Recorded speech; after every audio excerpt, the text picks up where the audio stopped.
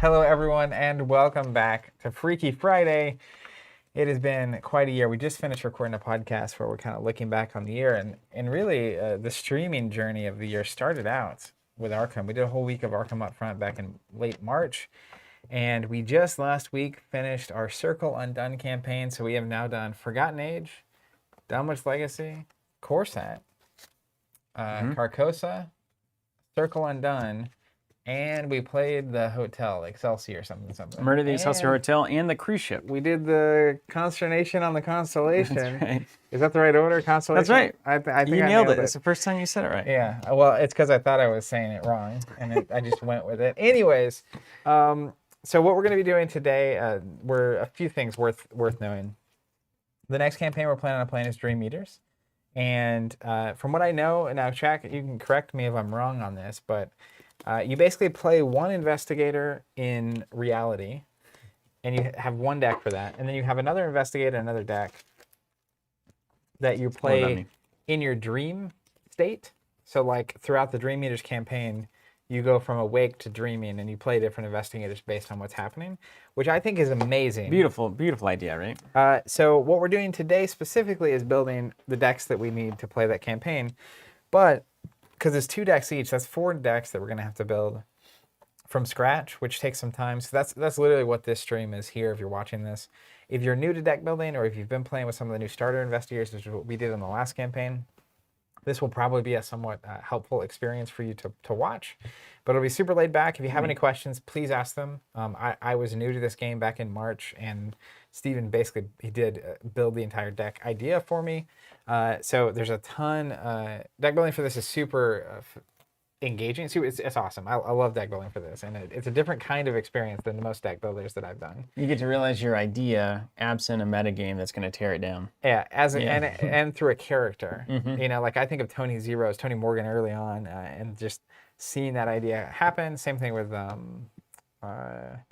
Joe Diamond. I'm Joe Diamond. I wanted to say Joe Morgan. I was like, that's not right. Anyways, so we're doing that. And then next week, we're actually going to play against the new scenario pack that just came out last week, the War of the Outer Gods. And it's kind of like a warm-up scenario before we go into the campaign, because after that, we're taking a couple weeks off for the holidays. I think it's technically from Arkham 3 weeks that we're going to be not streaming. Then when we come back, we're going to come back full force, ready to play some Dream Eaters and go through that campaign. So that's what we'll be doing, and I'm super excited about this one. That last one, I think, was both intense. The Circle Undone was tough, but also It was hard. it was hard. It was hard. Hard yards, as they say. And we got those garbage can decks from Matt Newman. They weren't garbage. I actually think Somebody doesn't know how to level up a deck around here, let me tell you. I think it was a mix of a couple of things, which is important. I think those investigator starters are really good products. I'm just kidding, man. I think it was understanding how to play the deck. When you don't build it, you don't necessarily know what it's trying to do. And I got that lucky cigarette case on the second game, and it was like, or second or third, and I was like, oh, I've seen the light. I get it now.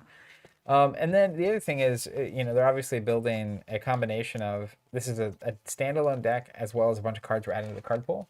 So like I was playing Winifred, and I always felt like I needed more skill cards. Yeah. But you can only put so many skill cards into the pack, because they already have a ton of skill. Like we were separating the cards out just a minute ago. It's like, oh, I see. If I was playing Winifred now, it would be crazy different. So we just finished where we weren't really deck building. We were just using the little investigator deck that we had. So I'm excited to get back to deck building and to have like the full options. Like you can see, each of these stacks is their own. Is it called a class? This is a full collection, by the way. Complete. This is what it looks That's like. what I was verifying last night. It's about as big as half of a small human hand. A small-handed person. Comes right up to about the palm. So about a small human palm. I'm just kidding. Tiny hands. Dang, okay, there's a full hand. It's a joke, just kidding. It's like, did you guys ever have, my dad used to do this thing all the time around doors. You ever see that? Yeah, where you can't see the other arm. He's like, you're getting...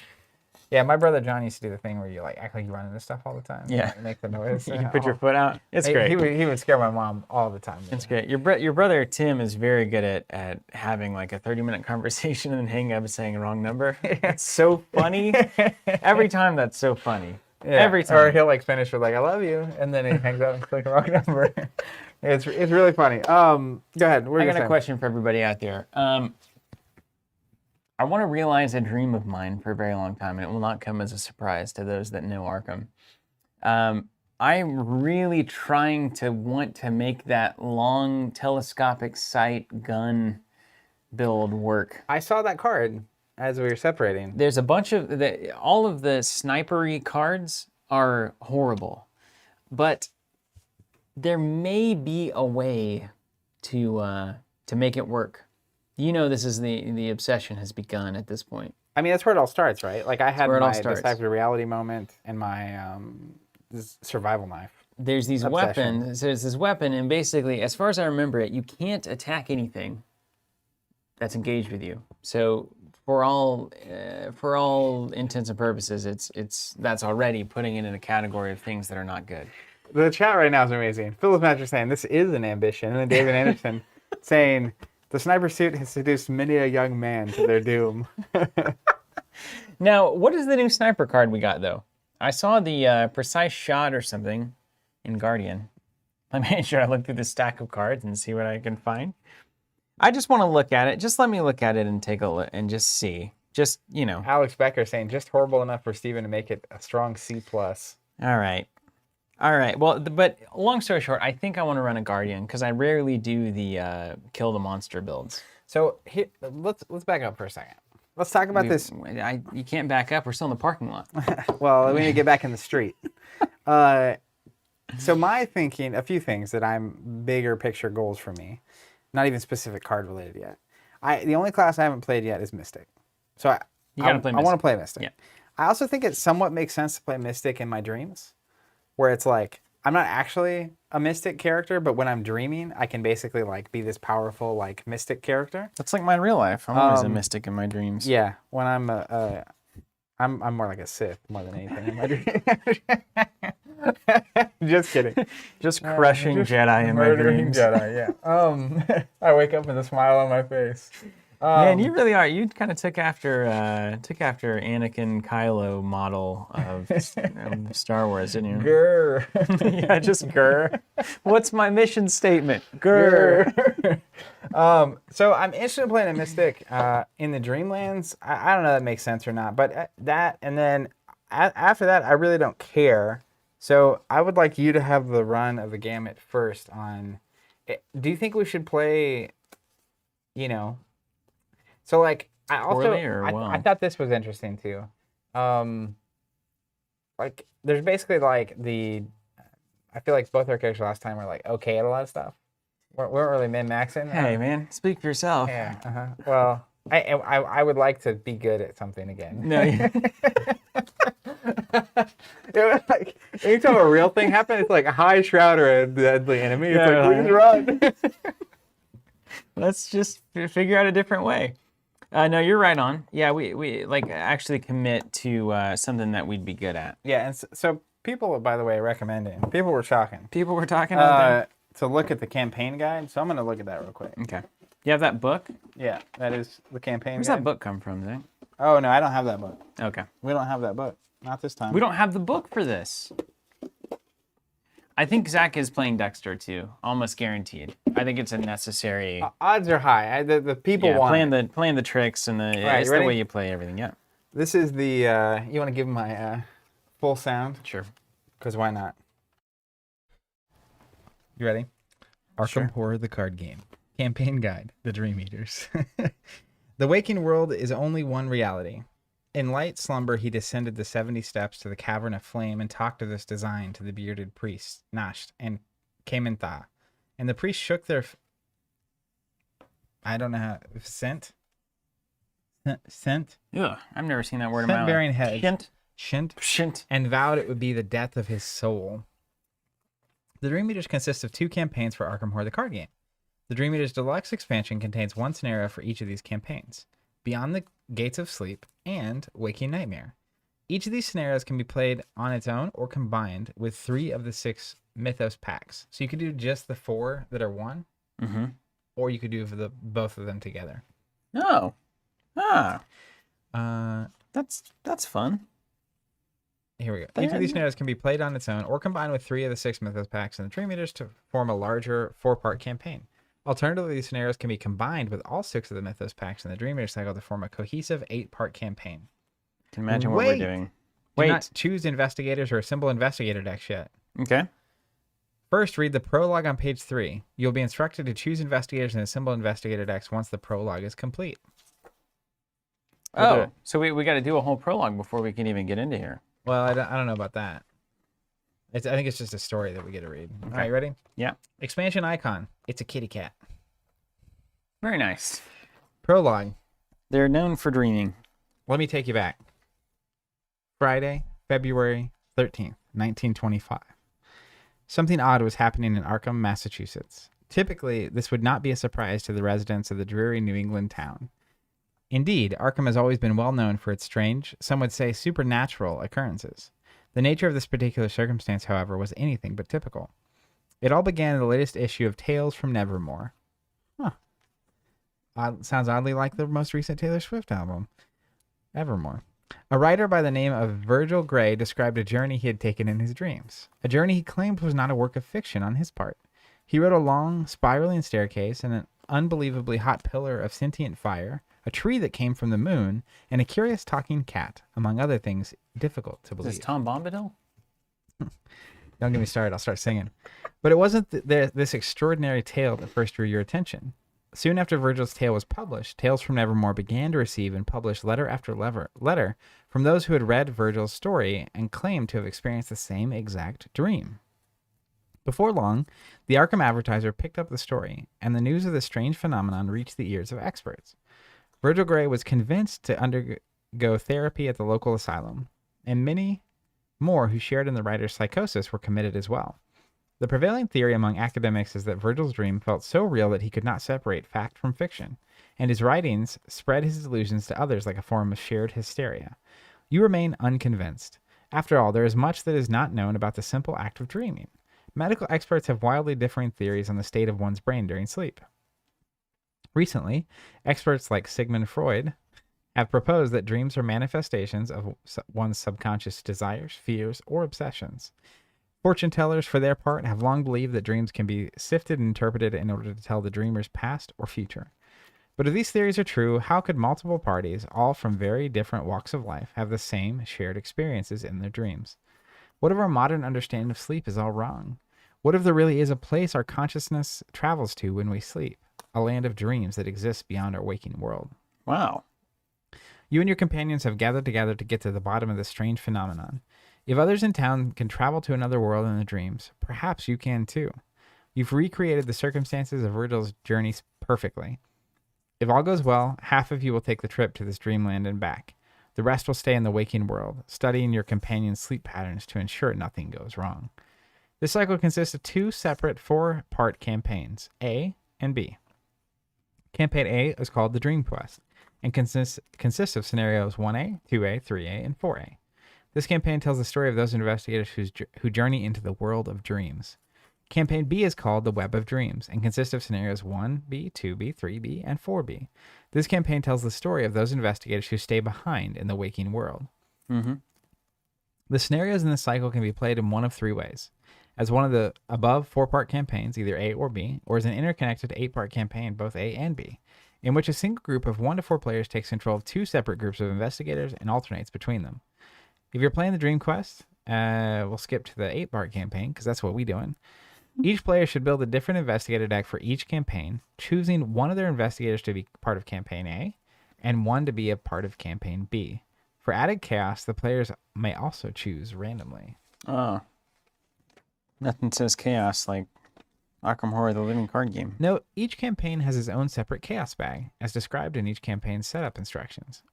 However, there is no need to build both chaos bags simultaneously. Use the chaos bag section of each campaign log to record the current contents of each chaos bag, so you may switch between them easily. We just got 2 bags. We just got 2 You bags. just bought into a second collection. From there, you can proceed to either scenario 1A, Beyond the Gates of Sleep, or page 5, on scenario 1B, The Waking Nightmare, on page 10. After each scenario, follow the resolutions and instructions to determine when to alternate between the 2 groups. Decisions made by one group may sometimes affect the other. Good. Playing the Dream Eaters with 2 groups. Well, this is not primary mode of play, it is possible to play Dream Eater's campaign with 2 separate groups of 1 to 4 players. That's pretty cool. 8 players in on it. One of them on the Dream stuff, one of them on the Wake stuff. That would be a really cool thing to do, like as a local campaign setting. Okay, so I'm not gonna keep reading.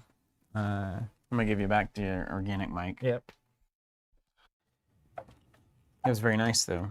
Thank you for that. Yep. So we've got Dreamin' and we've got Waken. And we've got a lot of cards here that are good for sniping. What was the new... Wasn't there a new card that was released fairly... I feel like I just saw it recently. Oh, hey, you're looking at blue? Yeah. Is there a new blue stuff? This is the new blues. Ooh, Sister From, Mary with the shotgun. Yeah. Now, here's a question. I saw a comment about this. So to what degree can you take the Into the Deep? What's the new one called? Innsmouth. To what degree can you take the Innsmouth stuff and play it in old campaigns? Because a lot of it revolves around this extra token. Read her character. That's a weird place to start. During setup, add 2 blessed tokens to the chaos bag. When the round ends, add 1 blessed token to the chaos bag. Effect +1 on the superstar. If you succeed, add 1 blessed token. So she just adds it to the bag. She has blessed tokens. So the blessed and cursed tokens are +2 and -2, and you draw another token. Yeah, and you draw another token. So she has cards that say, that add and take them away, and that trigger off of having so many of them around. So they can be played anywhere you want to play them. Okay. So they're all 100% usable. Yep. That seemed great. You weren't here when I was doing the unboxing. No. Yeah. So I basically just read through all these cards and talked about them. What'd you learn? Nothing. Got them. Oh man! Wow, these are good. Yeah. So I left those kind of together because they're very synergistic. Kind of take it all at once. Okay, that makes sense. All right, so I kind of know what I'm up to. All right. So you're playing Guardian. Well, I'm gonna play Guardian. I'm just gonna look and see if this. So here's the gun. Now again, it's not good, but it looks good at the beginning. This is the Springfield M1 or M1903. Yeah. 3 ammo, spend an ammo, fight, +3. So if you're going to use this, you could use an investigator with like a 2 fight. You could have a pretty low fight and still do okay. And still do right. And it deals +2 damage, so you can hit 3 damage stuff out of the park. Yeah. Can't be used to attack enemies engaged with you. So you also have to be shooting. But how? Does it At say I things. can target things that are not at my location? No. Doesn't. How do I use it? Do I literally have to attach the scope to it? Oh, They just have to be unengaged. So I have to basically evade them first. Or they have to be engaged with me, and I have to just that's exactly watch right. the shotgun. Telescopic sight attached to a firearm that has 2 hands. When you perform a fight action using attached asset, if you're engaged with no enemies, exhaust the sight. It can target a non-elite enemy in a connecting location. Ignores aloof and retaliate. So you can snipe people. Shoot into the next room. Well, that's pretty cool. Yeah, it only costs 7. And 7 experience a pop. But aside from that, it's a very good idea. So, you've got, isn't there, so what is the stick to the plan? What does that get me? Do I get assets with that? Or is it just like tactics and It's tactics. items? You should just find it. I'm just gonna start Patrick digging asking, are around. the arcane tokens enough for 2 players or just 1? So they were designed. Kind of 2, but designed for 1.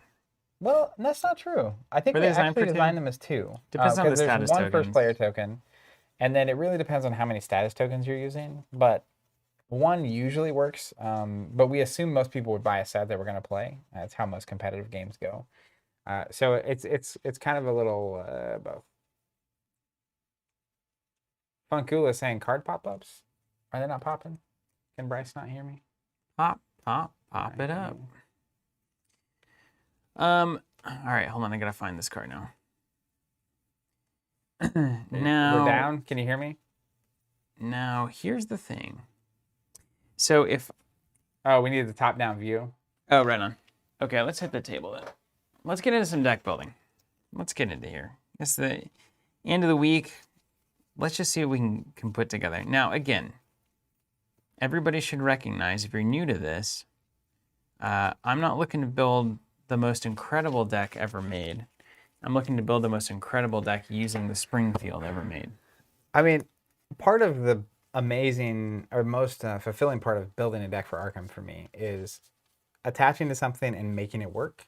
And just weird stuff. Yes. Because like, and another hot tip Steven gave me early on that I think is a great piece of advice is basically build your deck with 30 or 40 experience, and then you'll walk it back. So like you see some of these cards he's looking at are high experience. He won't start here. It will not be where he begins. Oh, yeah? So he's going to have to, instead of where these guns are, he's probably going to have simpler, more generically useful things until he gets to the point where he has the stuff and ways to consistently get them. All right, so this is a great comparison. Okay, let's look at the Springfield M1903. This is where the dream started, but it may not be where the dream ends up. So just keep that in mind. I mean, you can put that scope on anything. You can put the scope on anything. So we don't want to necessarily pigeonhole ourselves. Games will do this. They will make us feel weird and like we're supposed to do certain things, but we don't necessarily need to do that. So this is a 4-cost gun, +3 to the skill, +2 damage, has an obvious downside. But let's just look at that. It's a +3, +2 with 3 ammo. Then let's look at the 35 Winchester. Beautiful gun. Looks great up there on the mantle. Now this costs no experience, also 4 costs. Let's see what we get here. We get +2 instead of +3. And then if a +1, a 0, or a superstar is revealed during this attack, it deals +2 damage.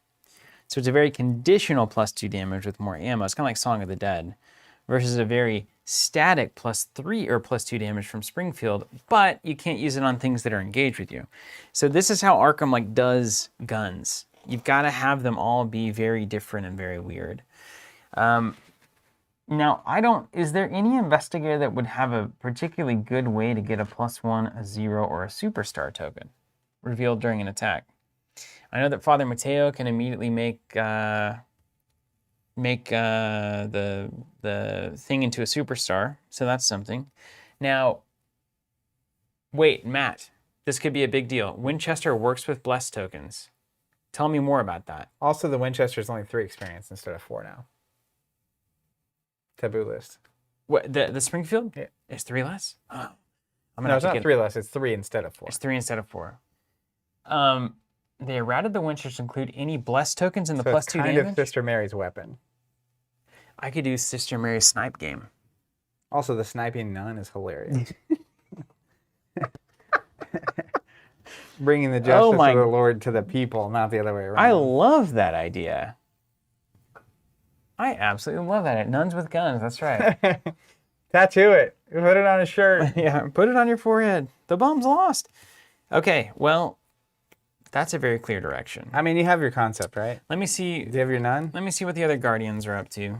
I've seen some talk about Mark Harrigan. He's the soldier, so that would fit, right? 5 stat in fighting. 3 Cage in... McClure says smiting from a distance. Yeah. After damage is placed on a card you control, draw a card. Not a big deal. +1 for each damage on Mark Harrigan. He's fine. Then we've got Leo. Leo's got a nice 1 foot, which seems not good if I need to disengage myself. Reduces the allies and can play a bunch of allies. Not exactly an immediate fit for me. Roland is pretty good. He's just generally good.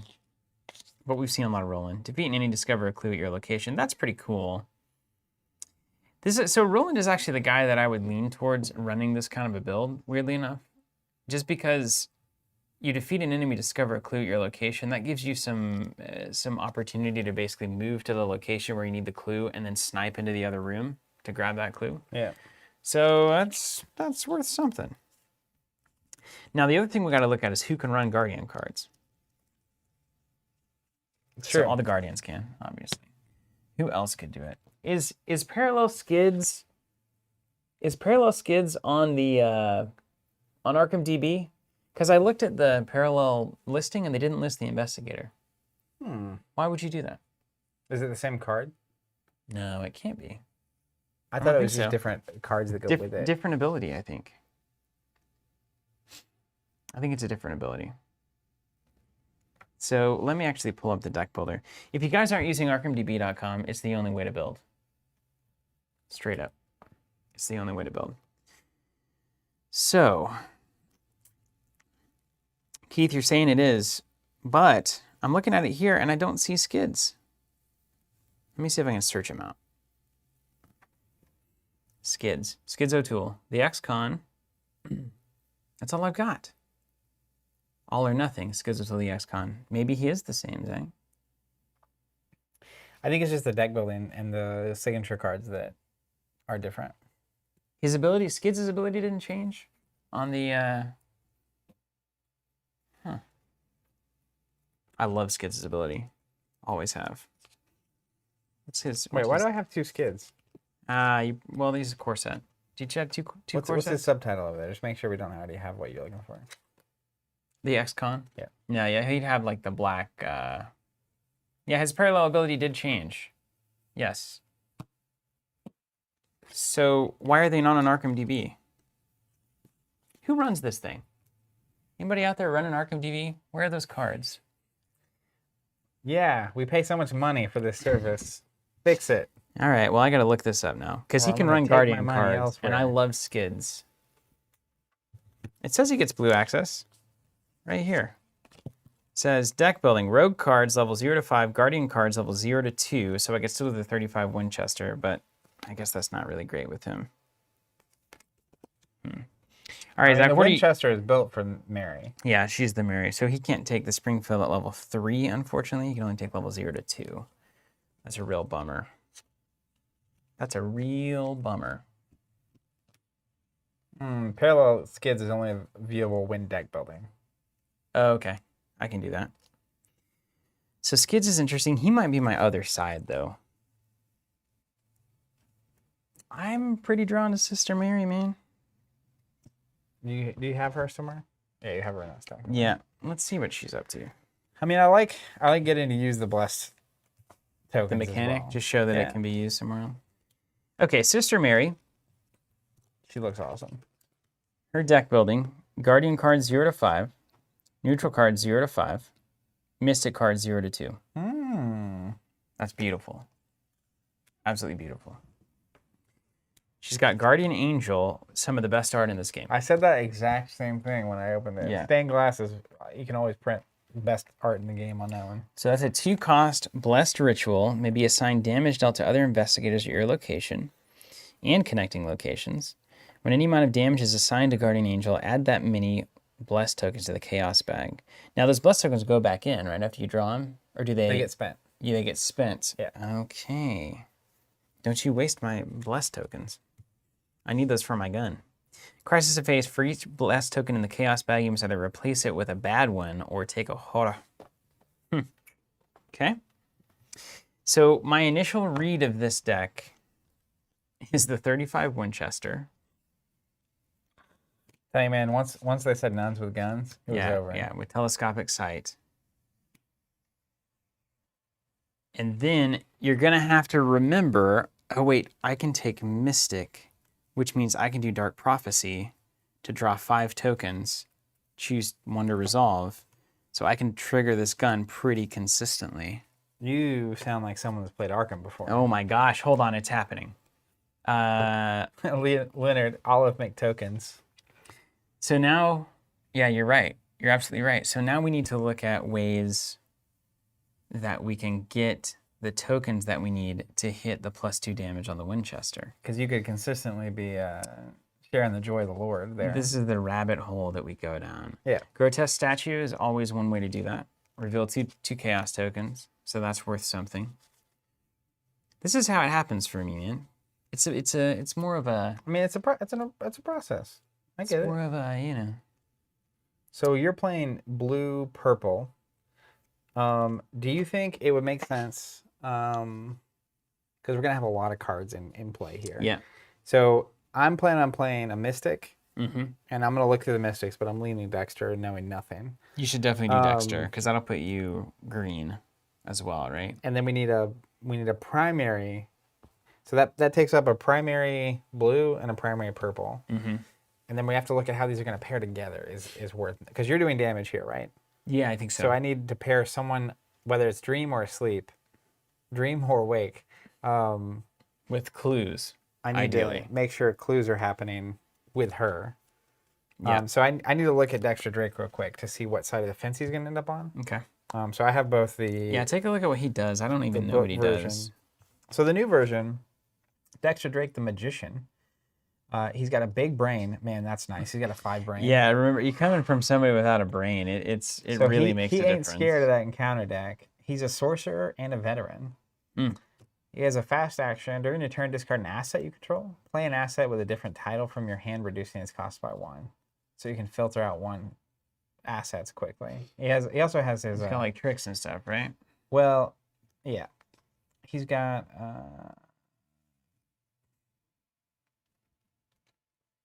So he's got this showmanship asset. 1 cost. Can't stay away from it, can you? Seriously. Dexter Drake only. Reaction. After an asset enters play, under your control, you get +2 to each of your skills while resolving a triggered ability on that asset. So the first turn an asset's in play, he gets +2 on everything about it. Ooh. And his fast action is he can discard a 1-cost asset. And play a Oh, new that's one. so cool. He plays like a magician. Yeah. And look at this sword cane, by the way. What's that do? That That looks incredible. Playing Sword Cane does not provoke attacks or opportunity. Reaction, after Sword Cane enters play, immediately trigger its action without paying its cost. The action is exhaust it. Fight or evade. You may use your brain in place of your fist or your foot.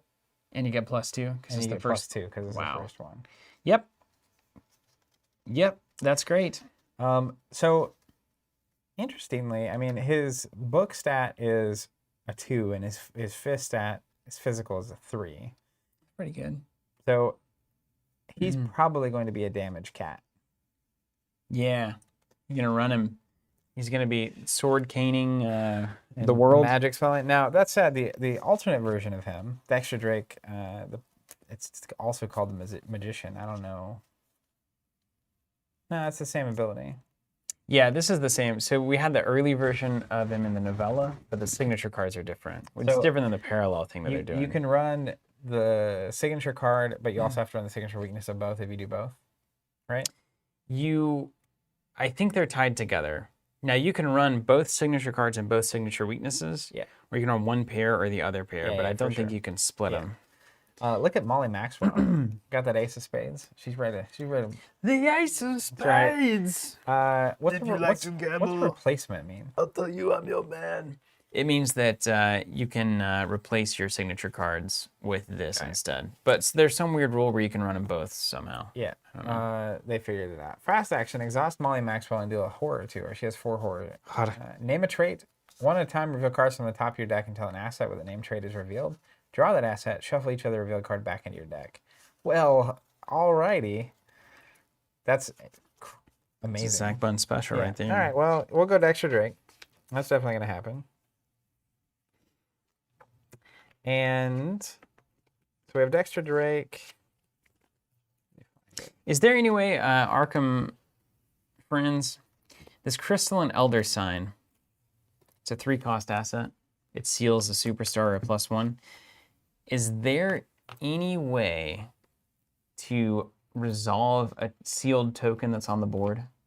So like, is there a card that would resolve the superstar or the +1 that's sealed on Crystal and Elder Sign? Because that would be a way to immediately get what I needed. So I'm not 100% sure yet, but I assume I'm going to run Dexter Drake damage. So then I need to find the 3Ds. A clue person. And I need to find a clue person too. We went immediately to the aggression school of Arkham choosing. I guess the question would... Kevin says, Crystal and Elder Sign is very good, but no, you cannot resolve the token. All right. We got there. All right, so I'm looking for books. Jenny Barnes. Is she a core set character? Isn't it funny? The people that I think people are over and very familiar with are just as new to me as anything else. Yeah, they're brand new for you, yeah. Okay. Oh, Joe Diamond. We had good times. The good times. Can Parallel Skids investigate? We need to play a Parallel. What about, wait, there's Parallel Agnes too. Daisy Walker looks good. That's a good stat line. You can also apparently build Dexter for clues if you're into that. Oh, really? All right. Well, I might find a different kind of fighter. Man, there's not enough of these cards. You want there to be more. I've got to be. There's like one that I think I'm missing. What is in Latin? What is in? Well, so I definitely want to do. So I'm playing a similar game.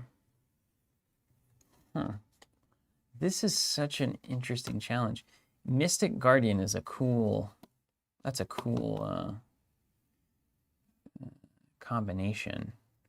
Pay the cost, you put the, no, we don't need Trapezoid. Place 2 secrets, we don't need Mind's Eye.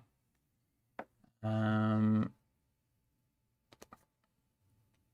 lot of these Mystic cards, man, they're built for Mystic, aren't they? I'm not even kidding. What's the name of the there he is, Ashcan Pete. He's the one with the good boy. Yeah, they got the dog. Did we play that? I haven't ever played it. I don't think you did either. No. I just want to see Duke. Ooh, here's Shroud of Shadows. This looks like a spell for you. It's got you on it. Exhausts automatically succeeds. Huh. See how he's disappearing? See what they did there? I get it. Yeah, I totally get it. Wow, Duke is amazing. Ashcan Pete must be horrible. He's not. Wow. He's really good. I like Ashcan. I might play him. Is he investigate pretty well? He can do either. Duke can exhaust to investigate with a skill of 4 or fight with a skill of 4 and deals +1 damage. And your survivor? And you can get that with survivor. And Duke on the investigate lets you move before investigating. So let Duke exhaust to either move you for free and investigate or fight and deal an extra damage. He's an awesome hound. Although look at Ashcan's health here. Because he starts with Duke. Yep. So you're going to have to figure that one out. So are you guys saying that Dark Prophecy, when you reveal 5 Chaos tokens, Blessed tokens don't work? Choose one of these tokens to resolve and ignore the rest. Yeah, so it would have to have that symbol on it. So I don't want any of that. I want none of it. Nope. Back on Premonition, though. Hey, you know what? If I do end up going with Mary Guns, we've got Delve Too Deep back on the table. All right. I can also run it in Dexter, right? I think we're going to run it on both sides of the fence. I think we need to do that. Yeah. Actually, that makes a lot of sense. We can run 4 colors on both sides of the fence. Yeah. So, like, if you're playing blue, purple, I would play Dexter on the other team. Yeah, perfect. That way we don't ever have to have the same. Delve Too Deep all around. Yeah. Someone was saying that Ashcan is actually pretty good in this series because you only get 4 scenarios with each character. Mm-hmm. So your experience is different. It's cut. Yeah, that's a good point. So are we maybe looking at like 20 experience in the game? Oof. Why do they do this to us? Why are you so mad, Arkham? Also, you were saying earlier that you don't hear as much about Dream Meters. The only thing I've heard is positive, like posting and this morning stuff. I think it's because it's way later in the game. Mm-hmm. So someone I just saw literally was like, I just finished Dream Meters for the first time. Very cool. Yeah, so we're getting caught up here. So there's not really David enough. Payne XP is super generous per scenario in this campaign. Good. That's what we like to hear. That's good indeed. That's what we like to hear. Okay, so I feel like I've got the Mystic cards that would matter. So for a build like this. If that's how we're playing, then Dexter is not going to be with Sister Mary. So then my off color here is green. Not the green super. What do you think the two in my mind are? In my brain, red is damage and yellow is clues. Are those like the generic classes? No, red can do it all. Basically, they just do it in ways that make you. It's like riding a roller coaster rather than like getting a hot dog. Does that make sense? I do like roller coasters. It would be like if you know, if you can make your way out of this maze, you get a very nice tasting hot dog rather than just buying it from the concession stand and getting an average hot dog. So like they work hard for what they end up doing, but they can do both clues or And at the end or of the day, fighting. they get really tasty hot dogs. And they get a really good is what you're coney saying. at the end of A everything. really good Yeah, coney. that's exactly People right. keep saying Trish. What's a Trish? Where is she? What's a Trish? What color is Trish? Orphan, investigate your location. Oh, Patricia? Patrice? Patrice? The violinist? I went down that road once. Is that who they're talking about? Makes me nervous. I don't know. We should have everything, right? Yeah, we do. Okay. Is equal. People saying she's green. Okay. I'm with this. Now,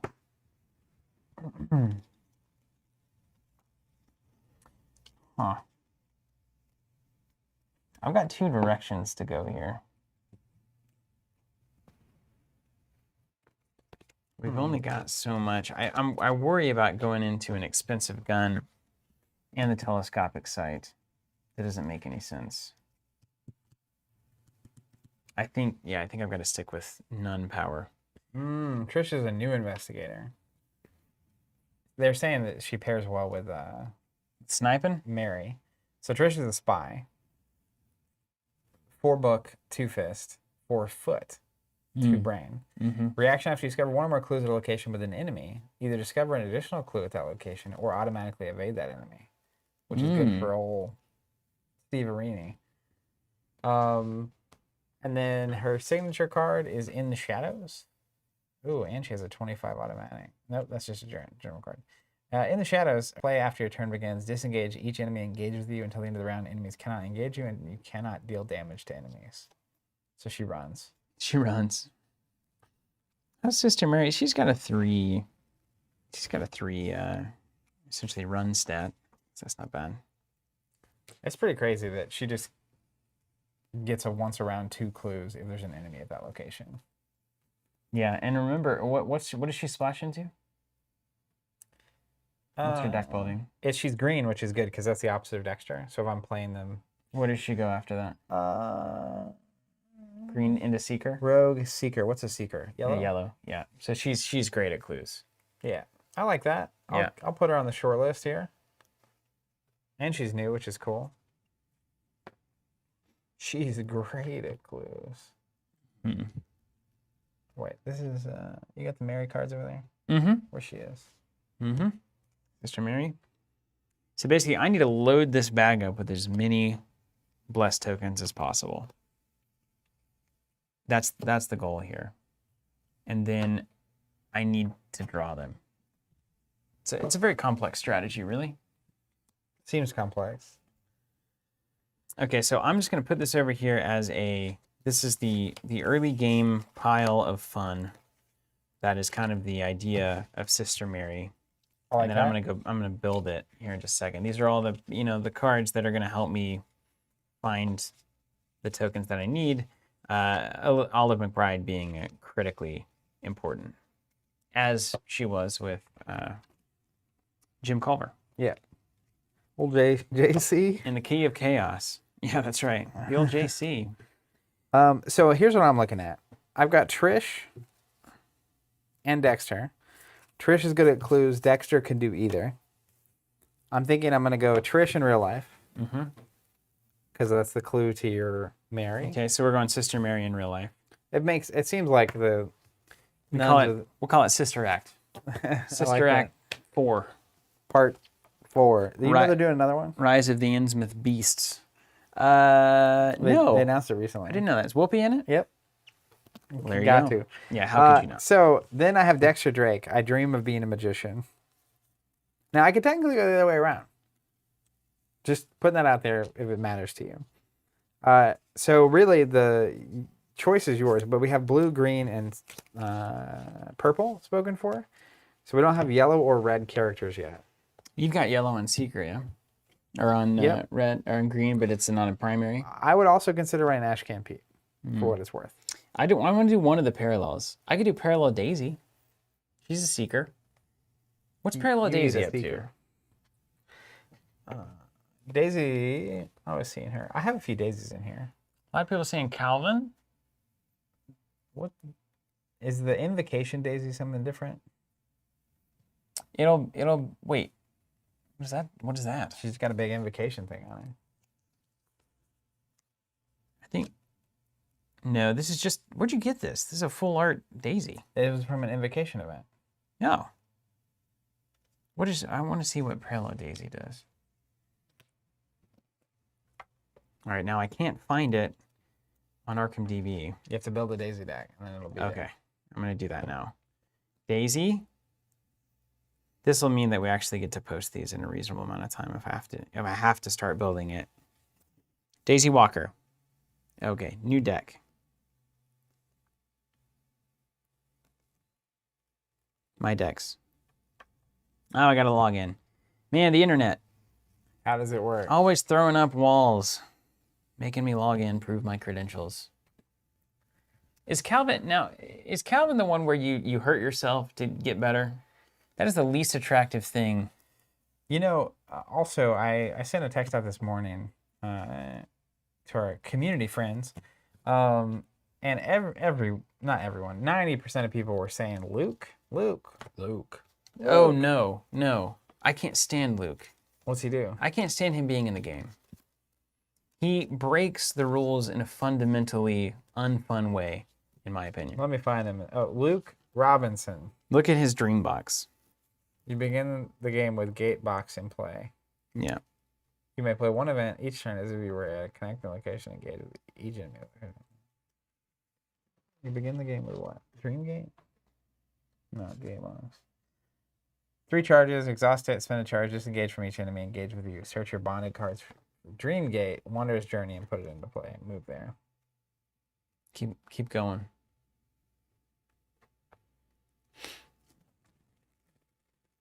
It's horrible. I won't hate your opinion, but So he basically escapes to his Dream Gate, and if he stays there, he gets hurt. yeah. And then what happens when he leaves the dream gate? Well, after you successfully investigate, you flip it. Then what happens? It's connected to each other revealed location, and vice versa. You can go to any location you want.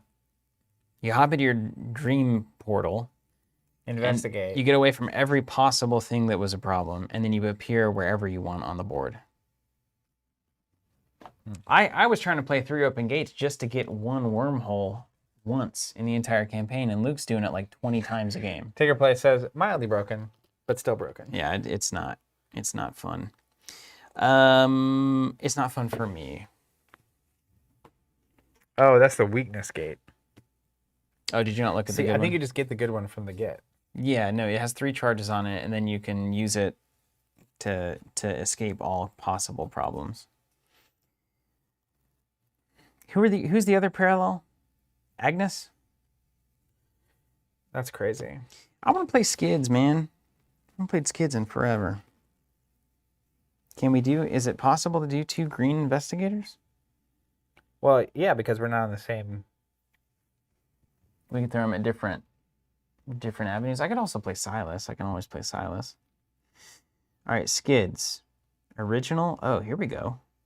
All or nothing. Alternate investigator back. Yes, we have to do that, right? Skid. Taboo list. Yes, of course. Not monsters. Okay.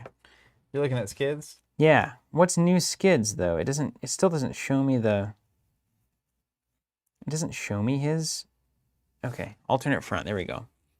So spend up to 3 resources. Test a base. Do we have parallel Skids on the screen? I think we do. Yes. Spend up to 3. Test a base skill value of 3 against a difficulty equal to the amount of resources just spent. So let's say we spend 3, and then we do a 3 versus a 3 test. If you succeed, gain twice the number of spent. So he's just gambling. You're just gambling. I can spend 2 money. Isn't he what you were like really? Who are you really excited about? I like early Skids a lot better than this one. To be honest with you. What did we order? Why did we order something? Why did we order? Who is this? Original Skids during your turn, spend 2 money, take an additional action. which to me is like the best in Arkham. Especially but everybody green, hates you him. can gain a bunch of money. Yeah, everybody hates him, which is why I like him. Why do they hate him? Various reasons. He was pretty weak up front whenever we didn't have a lot of rogue money cards. But now we have money in different area codes for green. So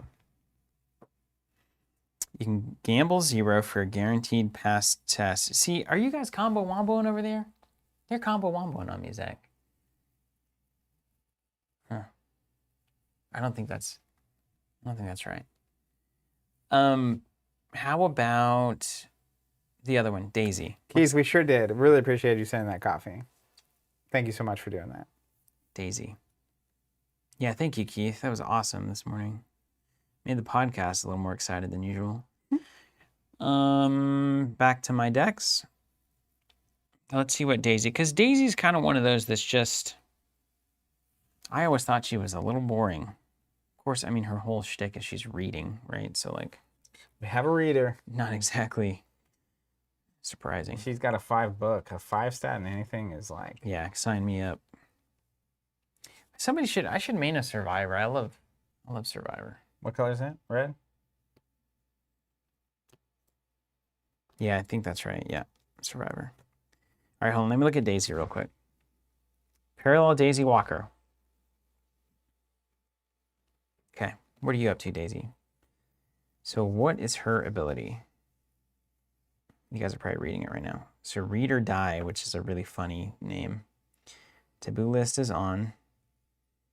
Okay. What's a Calvin? Calvin Wright. I think he's the one that hurts himself to get better at things.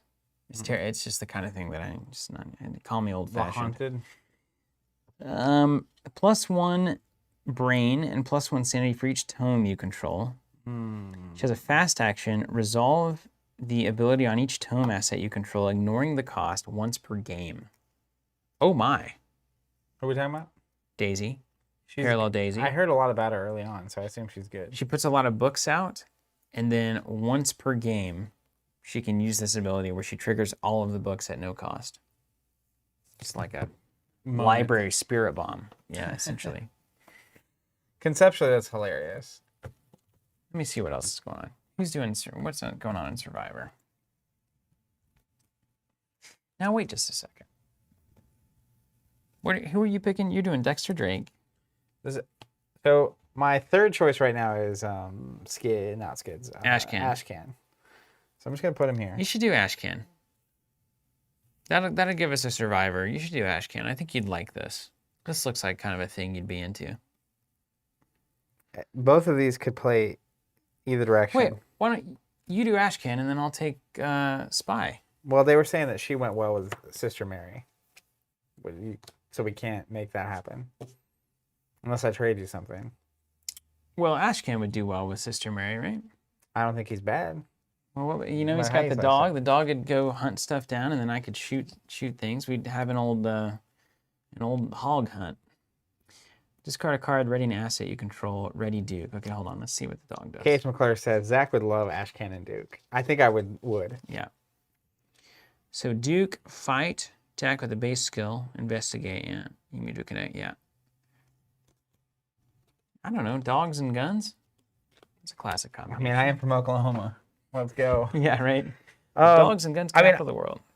Ashcan is high on my list. So let's say this. Let me back up for a second. Let's just have Trish hang out over here. If I was doing this, who would you pair with Sister Mary? Both of them can go both directions if I need to. Yeah, and Trish is good because she can evade, right? Isn't that her whole thing? Well, and she's amazing at clues. Just generally. Yeah. That's a pretty good team. Trish and... So, like, I also can save Ashcans for the next campaign. Or you can do... You really into Dexter? Really? I mean, do you want Dexter? No, I was just thinking you could also do... We could also do... This. Yeah. Because this is an investigator, too. I'm not getting my Mystic box check quite yet. I'm not attached You gotta to play a that. Mystic, don't you? I'm not 100% attached. Okay. Because like I can I assume we'll do Dream Eaters, and then we'll be finishing Dream Eaters about the time the 5th pack of Innsmouth is coming out. Mm-hmm. So then we'll do that. So I can take a Mystic through Innsmouth. Like Dexter Drake. Exactly like Dexter Drake. Take the Magician to the land of the swamp. Swamp people. That's true. Zach's saying this is a good campaign to play Investigators you don't necessarily love because you're only playing them 4 times. Ashcan going to Innsmouth seems pretty cool too. I like the that dog going. Let's see that. I'm gonna save Ashcan Perfect. for Innsmouth. I think that's a long-term love of yours. I think you're gonna dig Ashcan a lot. Yeah, I think that's an 8 campaigner. Yeah. Okay, so we're back. So Trish and Mary, Clues and fighting. and then Dexter and someone. And Dexter can go either way. So I play purple. I've seen a lot of people screaming about Nathaniel, Also, but I can't play 2 Guardians. Also That's important. It's impossible. If you're playing purples in here, Mm-hmm. is she fighting purple? Yeah, but really she's using purple to make the gun better. So she's not using spells that are like cool. doing damage. Because what I didn't want to do is I'm running purple and needing the same cards you would need. Mm-hmm. If that makes sense. Yeah, it's not, and we could swap between campaigns if we had to. Yeah, that's so much work. I'm not playing Luke. Gasp. Margaret says, Steven, you're playing Silas and Innsmouth though, right? Probably. Yeah. You're on to me. We going double red? Wendy never gets any love. So let's think about Wendy then. Okay. What is that? She's a survivor, isn't she? Yeah, she's right here. Wendy Adams. Reveal a chaos token, discard a card from your hand, cancel it, reveal a new chaos token. How did... People love her. This is unbelievable. That ability is crazy. What are you Just talking back about? to basics, man. Okay. You know what, Zach? I'm going to force myself to play Daisy. Are you dreaming of Daisy or are you dreaming of Dreaming Sister of Mary? Daisy. Dreaming So- Miss Daisy. In another world, Sister Mary didn't have to be a righteous, gun-wielding nun. That's right. She could just be a scholar. That's correct. Yeah, she just could have been studying the sacred texts. And reading... The sacred texts. and reading the books that she's not allowed to read. That's right, yeah. You know, dream of... Got I dream burnt of by the Daisy. church. All right, do you want the... She's reading Kant. Do you want the full bleed Invocation Daisy? Looking terrified. Or do you want the normal Daisy? I'm going to do the parallel one, and it's on the way. We went to that website that prints the cards. You want a placeholder Daisy for this moment? Yeah. And then I guess the way you build Daisy is where are all the books? Is that the idea? You just pull out all the tomes and then start reading? We were reading. And then, so her parallel thing is she gets a once per trigger all the tomes, which is just unbelievably cool. Do we have everything represented now? You've got, oh wait, we don't have any survivors. Oh, Daisy's also Mystic. Can't do Daisy. That's too many Mystics. All right, back to Survivor for Steven. Hilarious. Do I do Investigator Silas?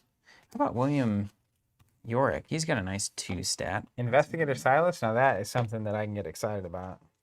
Nothing says investigating like a harpooned Silas. I mean, he's got an eye. He can see He does things. have one eye. his greatest asset is one eye. I mean, it's probably pretty important. Key to investigate here. You can't build an investigator with a 2 book stat, right? I think you can. Can you build Yorick as an investigator? Yorick? Yorick. Yeah, he's the grave digger. He should be investigating things. I mean, he's literally digging up graves, right?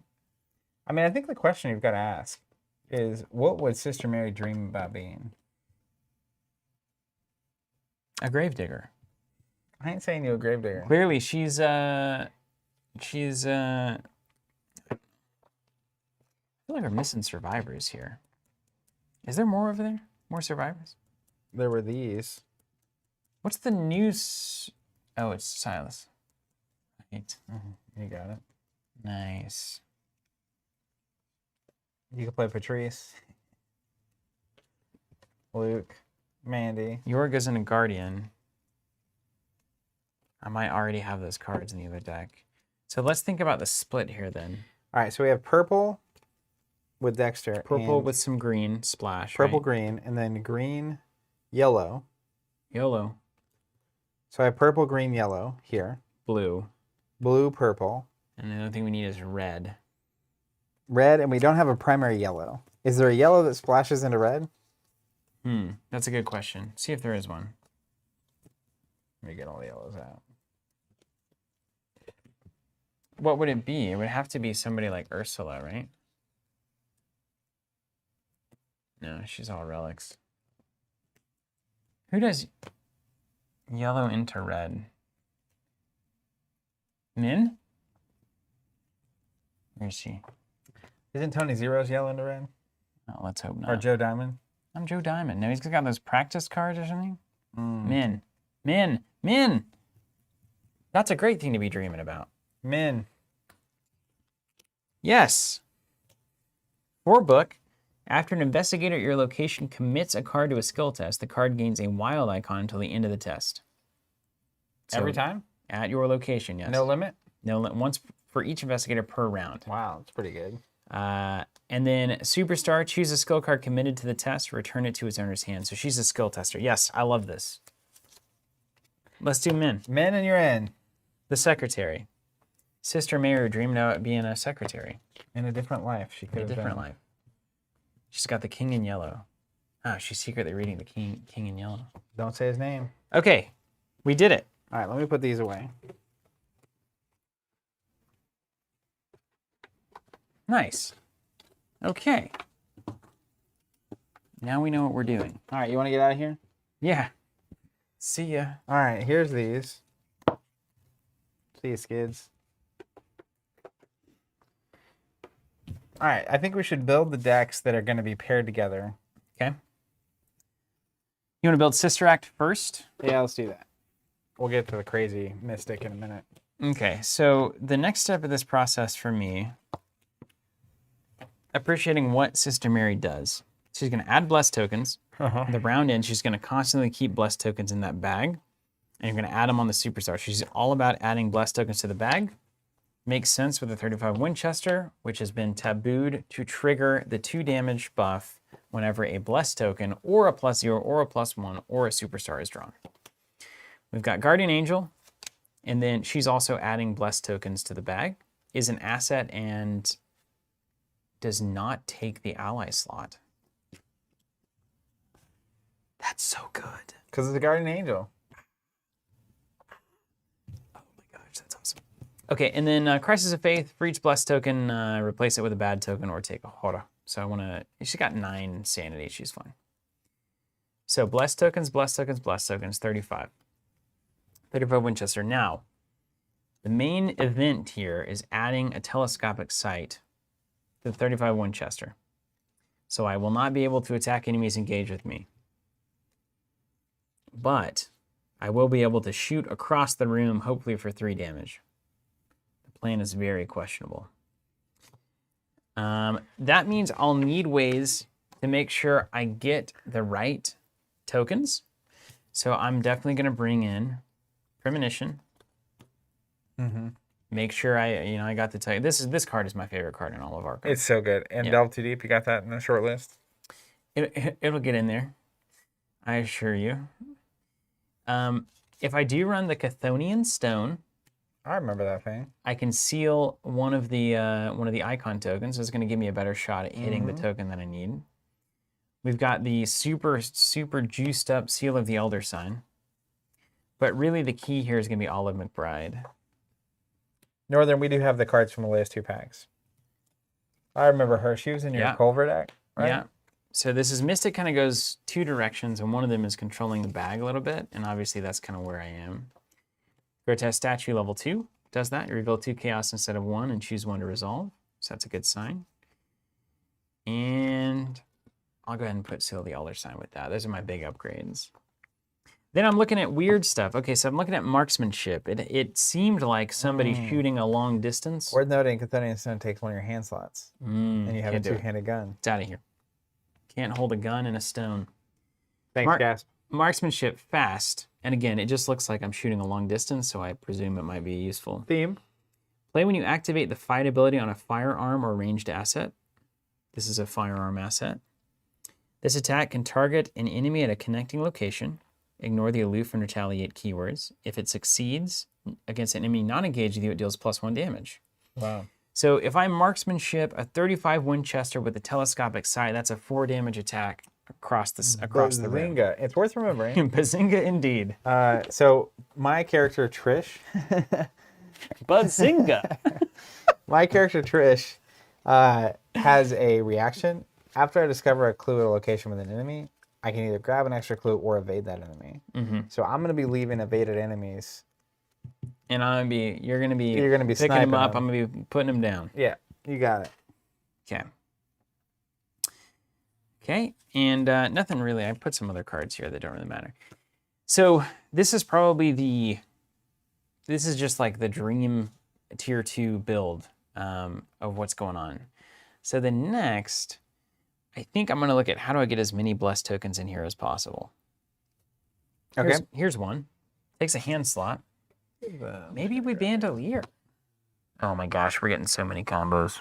Yeah, combos on combos. Now, hold on a second. Okay. Dexter Drake gets to run level 0 to 2 rogue cards. So because I'm building a rogue, I'm just going to go through the greens and pull cards out and put the ones I want with the various characters. Okay. Because I have no idea what's going on. And here. what does he can run the tricks? Or what's the deck building on Dexter? So the deck building is level 0 to 2 rogue cards, period. Okay. So he has mystics and then literally any 0 to 2 here. So he's a standard splash. But there are some rogue cards from the Innsmouth box, like this Obfuscation. The flavor text is "Now you see me." ... Fast 2-cost asset. When an enemy makes an attack of opportunity against you, you spend a charge, cancel it. Ooh, that's incredible. That's great. Man, he's such a fun investigator. All right, Rite of Sanctification. That's good. It is going to remove blessed tokens. What? You haven't seen this card. The Faustian Bargain. Ready for this? Look at that art first off. Secondly, at such a cost to play it, you add 2 curse tokens to the chaos bag. Okay. Investigators at your location gain a total of 5 resources distributed as you wish. I say do it. Cost 0. Yeah. So good. Do it. Yeah. Anyways, so I'm gonna have both of these Dexters out. Let's just look. Same ability. But I'm probably gonna do both of these because it's fun. Hand of Fate is one that I'm looking at. That's going to make a lot of sense for me. It's especially relevant for me because it's a fast play when an enemy attacks an investigator at my location. So that could be me. So like if I'm in a situation where I've got an enemy and I'm basically trying to evade it, I get retaliated against, or I get alerted against, or whatever it is, I can cancel it, add blessed tokens equal to whatever its attack values are, and then my shot at it now has a better chance of actually hitting a blessed token and doing 3 damage. So I like Hand of Fate going in. And let's not forget, blessed tokens are generally useful anyway. Yep. They're just good. Yeah, not a bad idea. That's what you want to do. Play into things that are good anyway, right? I think that is the ticket, as it were. Here's some basic weaknesses. I also like the idea, like, this obfuscation I think is really good with Trish because she can cancel her ability to discover clues while enemies are there and not take attacks of opportunity is actually really interesting.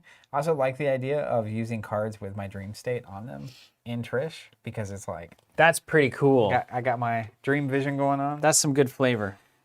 You know it. Really good flavor. All right, so Dexter, I'm looking for assets that I want to put into play and immediately use. That's his trick. And Trish, I'm looking to maximize my ability to just get rid of enemies by evading them and also discovering clues. Good choices. I'm going through the greens. Bryce, get those typing fingers ready. Get ready. Here we go. And these are in loose, very, very loose order. Here's the thing too. I can't bring myself to do those like bandolier cards.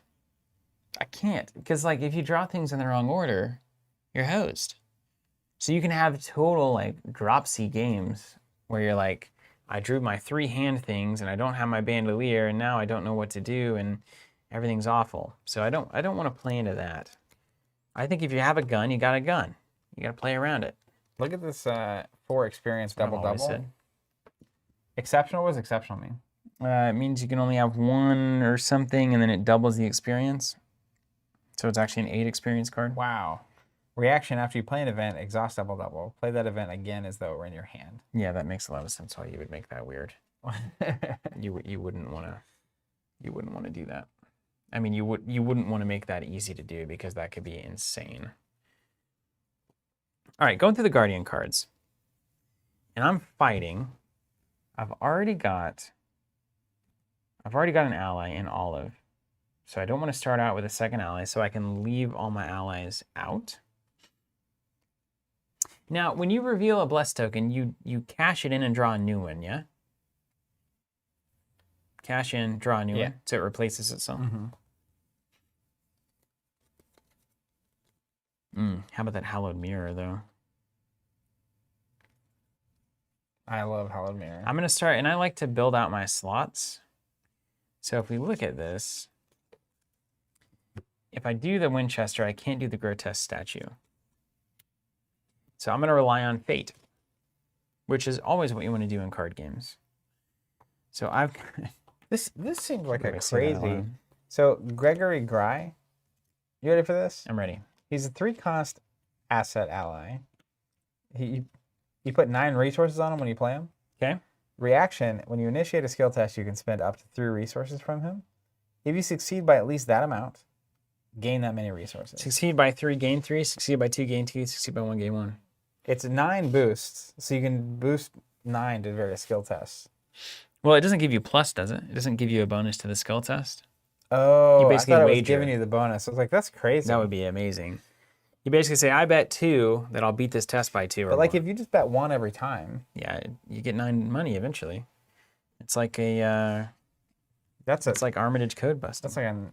Yeah, it's really good. It's always going to make you money. We not get the necessarily right covenants. False covenant. Permanent. Limit 1 covenant per deck. Reaction when an investigator location reveals a curse token during a skill test. Exhaust false covenant. Cancel the chaos token. Return it to the token pool and reveal another token. I'll put it in my stack. Yeah, you got to have the covenants. That's your name, dude. Dude. Sacred Covenant. There's one. Permanent. After investigator performs the reveal chaos token step, exhaust, return any number of blessed tokens revealed during this test to the chaos bag. Ignore their modifiers for this test. That seems really good. Oh, so you would get it, trigger a thing, and it would go back in the bag. Exhaust, return them, ignore the modifiers for this test. So you don't get the modifier, but you get the use of the token without using it. And you don't have to draw a new one, right? Or do you? I think you do. No. Exhaust, return them during this test to the chaos bag. Ignore their modifiers. So it still counts as revealing it. You return it instead of cashing it out, and then you draw a new one probably. But it keeps the bag in. So if you don't need the bonus, you don't have to have it. I'll put it in there. Dude, check out this. This is a bunch of new cards. Priest of 2 Faiths. 1 cost, 1 experience. After enters play, add 3 blessed tokens to the chaos bag. Hey, I love that card. He's a 2/2 for 1, but forced at the end of the upkeep phase, you either have to add a curse token to the bag or discard him. Because it's 1. I like that very much. Can you run greens in anything? You can't. No. No. Let's just do that. But it's just fun. What a fun card. Yeah. I love this. Haste, 2 experience. Look at that art. 1 per investigator. Reaction, after you perform the same type of action twice in a row, exhaust it. Take another action of that type. That's good. That's so good. Is that an event? It's an asset. Oh my gosh. Why? But it takes up this slot. That's so good though. But it's an asset. It's your arcane. You get 2 arcane slots. Spells for days. Put that in the stack. Okay. Yeah, Riot Whistle probably not for me. Sawed-off shotgun, not mine. It's not this game. Ooh, this Wish Eater empty vessel. That's awesome. Just gonna put all the things that are cool in this stack. Heal all damage. Wow. Man, all the experience cards are so fun. Right? This physical training is a great upgrade. That's a way better version. These boxing things are awesome. Greet Wagner is good. Put her in the stack. Signed horror. No, I don't need any horror soak. At least not off the bat. Does limit 1 for per investigator, is that in my deck or in play? In play. Arkham doesn't have any weird 1 per deck rules, I don't think. Unless I've seen cards that are only 1. Really? There's like, Oh, yeah. Isn't that what Exceptional does, though? I don't know. I think that's the whole point of it, Exceptional. Can I exhaust, safeguard, move to that location? Oh, that's good. Safeguard is a good card. A talent. Ooh, 2 experience burglary. You ready for this? Mhm. I'm a thief. Exhausted, investigated. You succeed instead of discovering clues. Gain 2 resources. Plus 1 additional resource for each point you succeed by, to a maximum of +3. Dexter can play it for free. Use it immediately. Does he get a bonus to it or anything? Does he use his +2 or something? I don't know how that works. Yeah, exactly. so he has showmanship. After an asset enters play, you get +2 for each skill test while resolving a triggered ability on that asset. That's not a triggered ability, though, is it? That's just an action. Yeah, that's a triggered ability, right? You trigger it with an action? I can be a showman burglar. I think so. Because if so, it's like he plays it for free, basically. Then could gain 3 or 4 resources off of it, and the next round he would use it and then use his ability to discard it and do something else. He could be a good burglar. I like the concept.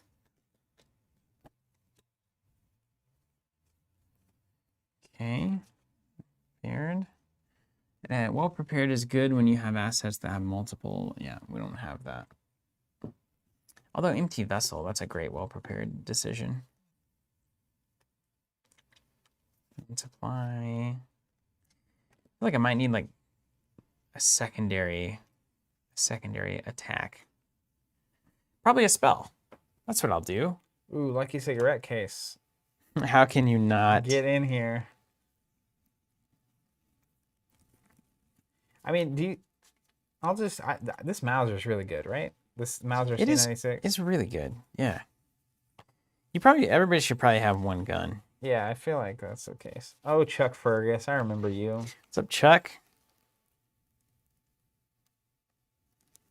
Actually, worth running the blackjack in this deck. Just kidding. Is Dexter the kind of... Oh, no, I can't play it in Dexter. There's too many experience. I mean, I'm going to put Chuck in the stack because I think he's good. Extra ammo's going in. We'll put the non-experience. Cigarette case is going to both of my decks. I'll tell you what, I have a habit and I'm not ditching it in my dreams. Yeah, no way. That carries across. People saying Chuck is really good with Trish. All right. I put him in, didn't I? Yeah, I did. Let's do an item asset. Okay, easy. Why? Wait. Why is telescopic sight an event? Play it once. Why they do that? That's not an event. I mean, it's an event putting it on the gun, I guess. Huh. Well, calling me surprised. Wow. I remember her. Lola Santiago. Yeah, Lola's great. Crazy. Pay money, get clues. Pay money, get clues. 16 in the middle of Miami. Doesn't even take an action. It's just like, come on. Okay, we got Blood Eclipse, we got Reliable. Stand Together, what a card. I feel like Dynamite Blast is kind of an of course card.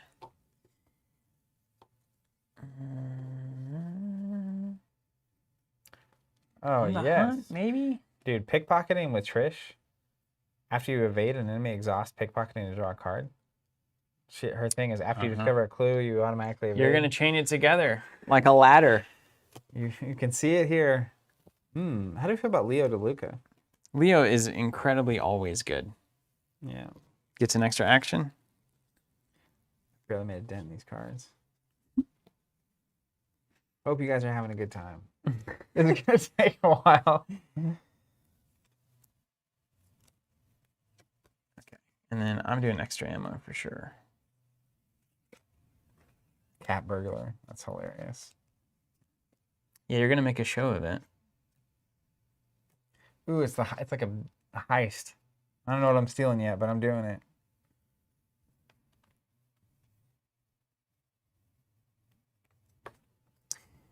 I'm going to need ways to disengage from things. I'll bet there's mystic ways to do that. People are yelling out, deny existence and right of sanctification for you for some reason. Oh, come on. Deny existence? I didn't I write don't like it. that card. Everybody loves it. I don't like it very much. People are going to hate that. Dynamite Blast. I love the idea of evidence coming from a room that I did not kill the enemy in. That is just perfect. It won't work, but it's very nice. Okay. I like this crystallizer of dreams.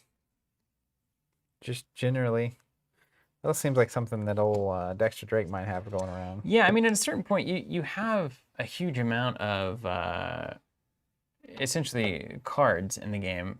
But when you think about really the slots and the investigators and who really wants what, you're going to use a lot of the same stuff. You know, it's like there's only like 3 or 4 necklaces in green that you'd ever even consider. Yeah.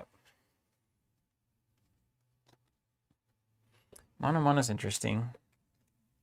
Mono. I like that card. It's a free damage.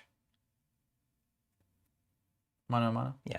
Something engaged with you, so like it's super annoying to try to evade it and then shoot it, and it's like it just kill this willow wisp or whatever. We decided my Dexter Drake is about damage, right? That was the thing we did? Yeah, we did decide that, yeah.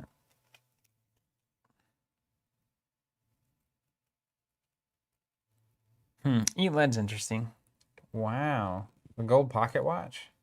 It's crazy, isn't it? Dude, you're all up on those green cards. Green gets insane stuff. Gold pocket watch is the craziest card I've ever seen. Yeah, right. Either skip a phase or you repeat a phase. I mean, that's just got to go in the dreamland. That's the kind of that reminds me of like Deciphered Reality. When I saw Deciphered Reality, I was like, I can get like 12 clues sometimes. Yeah. No, yeah, I think the best Arkham is about chasing that dream, and most of the time not achieving it. But when it happens, oh my gosh, it happens. It happens for real. It really does. Lucky Dice is also crazy. Oh yeah. Oh yeah. There's been a meta. Yes. All right, prepare for the worst. I think it's got to go in. I got to find the gun. That enemy gains retaliate. I like the Chicago typewriting. Yeah, right. Man, it's just lighting somebody up.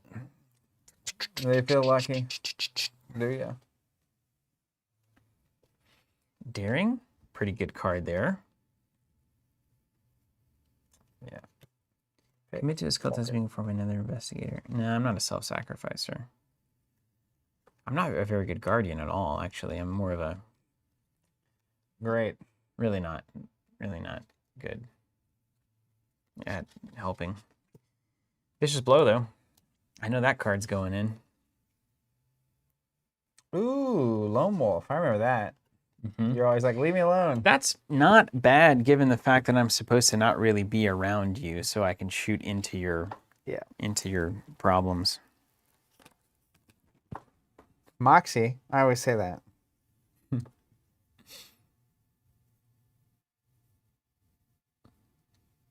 Ooh, Inspiring Presence. You're pretty good. You're really good. Oh my gosh. I love you. I had no idea you were this good. See, you find new... That's why I like sometimes just going through all the cards. Yeah. Sometimes. Just sitting at home late at night. Yes. Drinking your wine. going through all your cards, whispering to my horses. Has anybody out there seen the Harry Potter, what is it called? I will whisper it to my horses. It's the guy, it's kind of like an MST3K. It's over Harry Potter. A very weird voice. What's that called?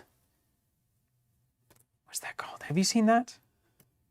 Where he says like, I've already had 3 glasses of wine Bad a lip day. reading? And then Harry's like, double it and you got me. It's so funny. What is that? Wizard people. Yes. Thank you, KH McClure. Yes. Galactus people, on it. dear Wizard readers. people. Thank you. Yes. I say a lot of things from that on these streams.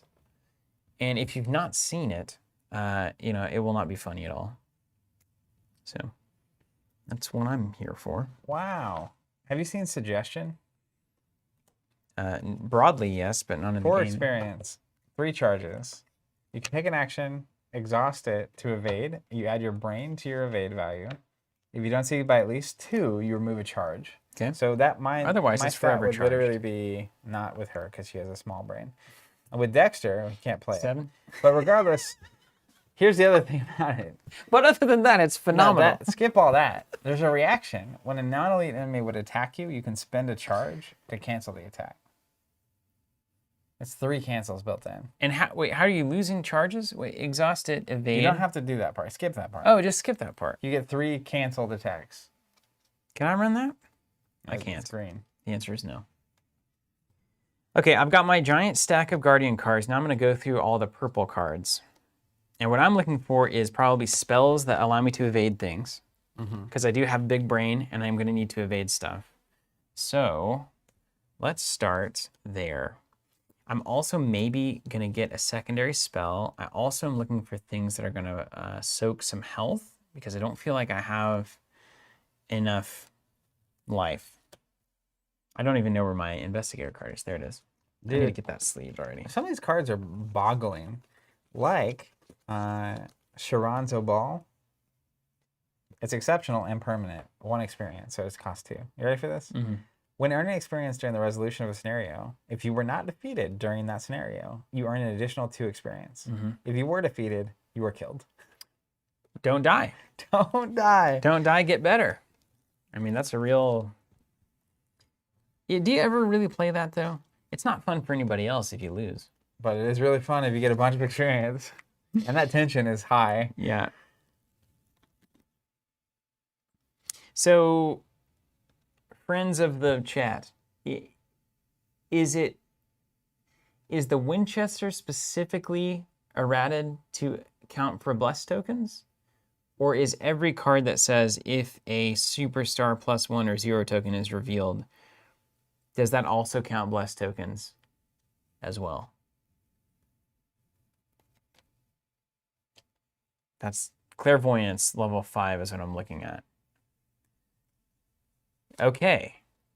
So these cards are scary for me. So I don't want these cards. Don't want these at all. So we're not doing those at all. Wait, no. Uh-oh. We have a different opinion. So Gash, you're saying is errata to say every card without a negative. Errata to non-negative tokens. Just Winchester. Oh man. Just Winchester seems to be taking the lead. But the pace horse is coming around the curve. Are we going to get another opinion? Followed is pretty good with Trish. All right, well, the jury's out on that.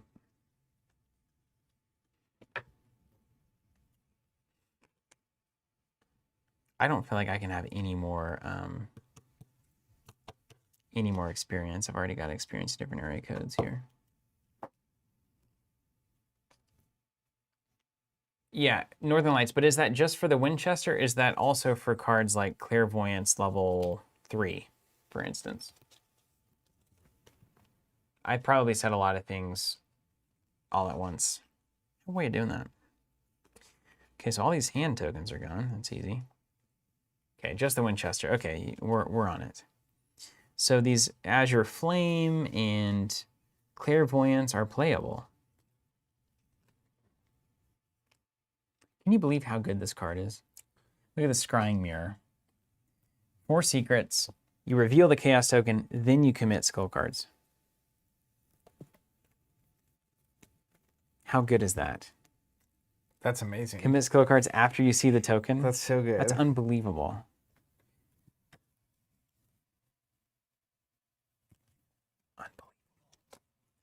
Are you Buzz Lightyear? I love your movies. All right, this attack uses blink and deals +1 damage. So Azure Flame's a nice background attack. How do they do mystic attacks in 17 different ways? It's impressive. And it's the same. Okay, so that's +2. Man, Clairvoyance is good too, y'all. Ineffable Truth is good too. That's really good. Okay, Dude, these are all in the pile. some of these cards, like Hot Streak, 4 experience, 3 cost, gain 10. Yep. See, Skids didn't have that in the early game. That's Wait, maybe crazy. he did. That could be core set as everything. It Yeah, it's is, core yeah. set. So everything I just said is wrong. We'll act like it didn't happen. Nah, it didn't.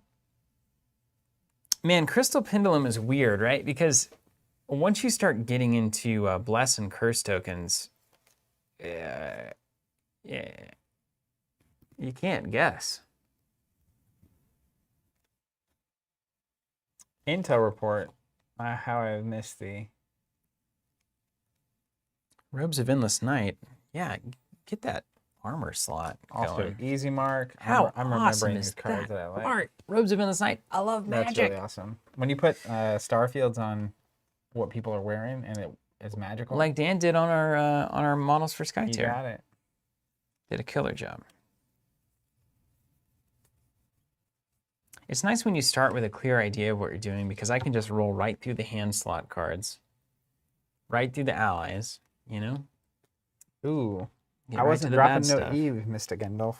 Eavesdrop. Choose an unengaged enemy at your location. Test book, where X is the evade value of the enemy. If you succeed, discover 2 clues at your location. Sign me up. I'm gonna have to actually read that again. Yeah. I heard 2 clues and I was excited. Test X. Hey, this is great for our build. Yeah. It's great for our build. Especially you, because you what?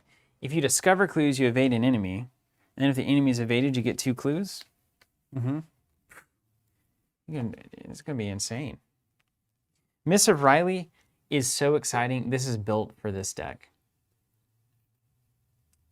You could potentially, you move to a connecting location after evading, and then you take the sniper shot. Nothing cooler than that. Everybody can argue all you want about that. There's nothing cooler than that. Nothing. Nothing. Impossible. Put the rosary out there, just, you know, because I'm a nun. If I'm not running the rosary, what am I doing? Sure Gamble is crazy. Are you hip to it? Yes. Swap the modifier? Yeah. Also, look at how many very cards I've hip. got out. Very hip. Yeah, me too. That's right. That's how it starts. That's why we don't organize the cards until, After? well, never. Honestly, it's just a constant process. Sixth Sense. Okay. I get it. I get it. Turn your head into whatever you need. No, I didn't need Charge of the Void. Although, no, you seal to 0. No, I don't want that at all. Seal of the 7th Sign is good, but there's no way I'll have the experience for that. Song of the Dad, you're a cool card. I like you a lot. The Jewel, I always love this Jewel. It's in the stack. That's what Zach and I were talking about earlier. It's like, it's weird the cards that you're drawn to for no reason, really. Where it's like, why does Zach love the Hallowed Mirror? What about the raising or genetic process of Zachary Bunn? Wasn't there something that rhymed with Zachary the other day that we thought was hilarious? Thackeray. Yeah, that's right. Zachary. It's still funny. Rise itself, really? Yeah, why are you into hallowed mirrors? I don't know. I don't know. But there you go. Not going to ask about it. I mean, aside from what I just did, of course. Book of Shadows, David Renfield. I'm going to come back to skill cards last. You overwhelmed yet? I'm knee deep in whelm. Put it on a shirt. I'm never going to run this card. I don't know why I even just put it in there. Alchemical Transmutation. All right, so Trish also can run yellows. I need yellows. Can you hand me those yellow stack? Whoa, you can run yellows as well? Yeah, she's green-yellow. For real? Yeah. I'm going to run the grab free clues because that automatically evades the enemies. Yeah, you wish it was that easy. After you discover one or more clues at a location with an enemy, either discover an additional clue or automatically evade them. Yellow's got the discover a clue at your location card. They do. Yeah, you're right. We worked that one in one of our last campaigns. What was that? They have all those kind of cards. Yeah. Ooh, Dr. So does William Guardian, P. Mallison. I got to not get trapped again. So I can run any 0 to 2? My goodness. I know, overwhelmed. Wait, that was just the rogue cards? Yeah. Oh, wow. But I have rogue for both my characters. It's rogue So- for days. I was really paying attention because like it could apply to either of them, if that makes sense. Yes, so you were doing a double build, basically. Yeah. I'm just going to take a second, take a sip. Yeah, working a hunch is a great example. That's the one we're thinking of. All right, Is that the one where you just get a free clue? Yeah. See, I know what I'm talking about. You do. You do. A tarot card, maybe. Yeah, throw it in the pile, right? Can't hurt. You're not running? Are you running yellow of any kind? You are. No. Well, eventually, Men? yes. Man, I haven't even gotten to men yet.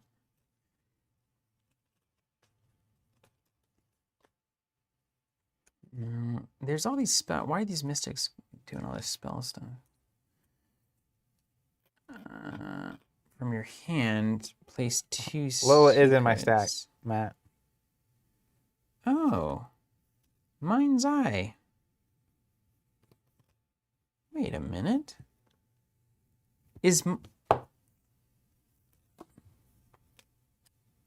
Mind's Eye is. Wait a minute. It replaces things like Sixth Sense. Interesting. But it takes up both your slots, so it's immediately out. Dude, this is why we do this. That's why we dug it. Seeking answers. Investigate. If you succeed, instead of discovering a clue at your location, discover a clue at a connecting location. Trish's ability. After you discover one or more clues at a location with an enemy, either discover an additional clue at that location or automatically evade that enemy. So I can exhaust them from down to That's down. phenomenal. See, that's what I'm Run saying. As many of those as you can. The 2 is roughly the answer there. We got some weird stuff. Yeah. We're brewing a weird brew. We're gonna get there. So my plan, by the way, is to get a loose idea of a deck going here. I'll get it built-ish, and then I'm gonna build it on Arkham DB Yes. to go through the refinement process. Yeah. Good ideas. Good ideas. You know, I've always wanted to run Empower Self Stamina. Just personally. In my own life. That's why I run. For the stamina. Yeah. It's too weird though. I don't know. I can't even make this work. I can't even get this in my head. Exhaust. You get +2 for this test. I mean, if nothing else, it's just a +2 to the gun, I guess, over and over. I'll put it in the stack. I can cut it later. Same with the acuity. Okay. Okay, wait a minute. That's interesting. Eye of Chaos. Additional clue. Include it connecting. We're not going to have the bad tokens in the bag, right? You're not going to do that to me? No, I'm not playing that. Okay. So we're just going to only bless the bag. A blessed bag. Hand slot, don't need it. Stars are right. Seen it already. Enemy attacks an investigator. Hypnotic gaze. Cancel the attack. Reveal a random. Huh. Shortcut's a classic. Hypnotic gaze is worth looking at. Working a hunch. Water protection is an instant include, obviously.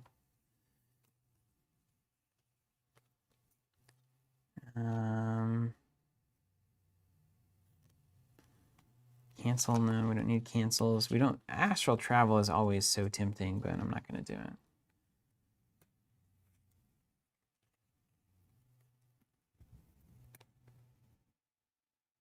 What? Mm. Oh, it's bonded to something. What's the occult lexicon? Oh, yeah, it's bonded to it. Does that answer your question? Great. You play the book, I think, and then you get these in your deck, and then you can draw them. Yeah, because these are and really play good. them. I'm gonna Yeah. look at that book in a second. Yeah.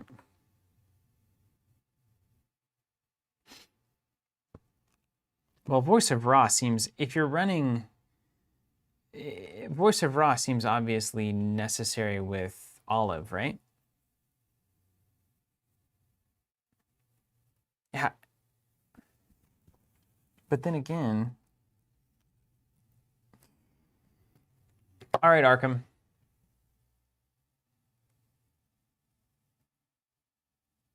I might be adding bad tokens to the bag. Okay, things have changed. Arkham folks, Voice of Ra. If I reveal a blessed token by revealing random tokens, does it resolve and do nothing, or does it go back in the bag? Basically, do you only resolve the blessed tokens during a test, or when you're randomly revealing for other effects, what do they do in the bag? That's what I need to know. I don't think I'm going to run it, but I'll put it in the short stack. Goes back in the bag. It just goes back in the bag. Okay, so it just makes... This would be great in that gym deck. Drawn to the flame. Yeah, every day. Every time. What? Dude, Seeking Answers. Experience version. Even better. Investigate. If you succeed, discover 2 clues from among your location and connecting locations. That's really just cool. Do you have a limit on your evade ability? It's like once per round. Once per round, yeah. But like, yeah. If I can get like 6 or 8 cards that will let me just get a free clue, it's going to get really powerful. Because instead of evading 2, I can get extra clues. So I could literally go like a 2 shroud location with a 4 neighboring, investigate the 2, and then grab 3 clues from my neighbor. It's like that one card you were in love with. Seeing Through the Mirror, or whatever it was called. Deciphered Reality. I have my version, you have yours. Deciphered Reality is insane. Here's Delve. Delve too deep. Do we have 4 copies of it? I sure hope so. We're going to have... Yeah, that's right. We stacked it up.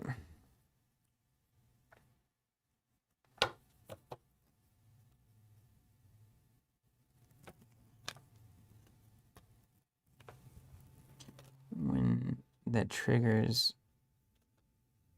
Okay. Cool. Eldritch Inspiration's a good card. I get that. Hey, Deny Existence is great.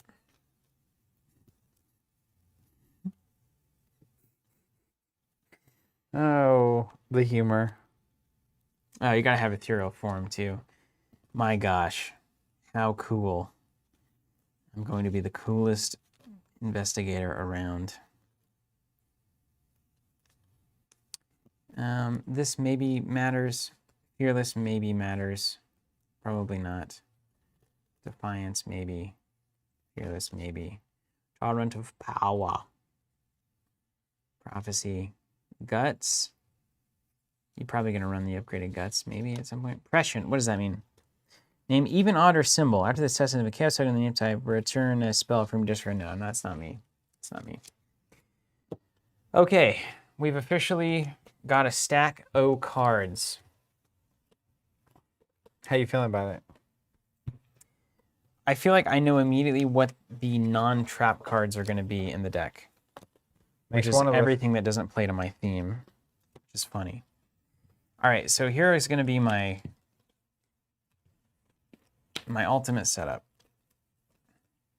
I've reached my final form. And you know, you're doing all of this, and you're really not going to trigger this Winchester very often. Better to have it, not need it, than need it, not have it. That whole thing. I'm thinking about going to the other gun. We'll see how it does, though. We'll see how it does. Because the other gun, man, is really playing into the strategy. That's the problem here. I might end up upgrading to the Springfield. That's a choice you can make. It's a choice I can make. It's a choice for choosing, right? Right. Choice for choosing. Okay. So we run the guns, and then we run. We gotta get the guns. I've been down this road before with Tommy and Becky, kids from the city. Where is it? The go get a weapon card. Prepared for the worst. Yep. Okay. Go get a gun. Eventually, I can attach a sight to it, and then Olive is gonna help me hit the Winchester. You think the dream diaries matter in this campaign? I don't know. Seems like they would. We're dreaming. Keep the Springfield out of here just to make it less exciting. Okay, I know that's necessary. Now, what do I also know? I know that I need to evade a lot of the time. So ethereal form is going in. This is so good. Disengage from everything. The remainder around you cannot be engaged, which means you get to float away. I like that. Now, here's the weird thing, though. I cannot attack or deal damage to enemies. That's less exciting. Get that out of here. That's not how I work. I've got to deal damage. I gotta shoot some stuff. So instead, we're gonna rely on Miss of Riley. One of the best cards in the game. Here's a question I have for the chat, which is, what are the yellow cards that automatically get me a clue that aren't seeking answers or working hunch? That hunch is really working for me. Working a hunch is going to be sick. Stellar.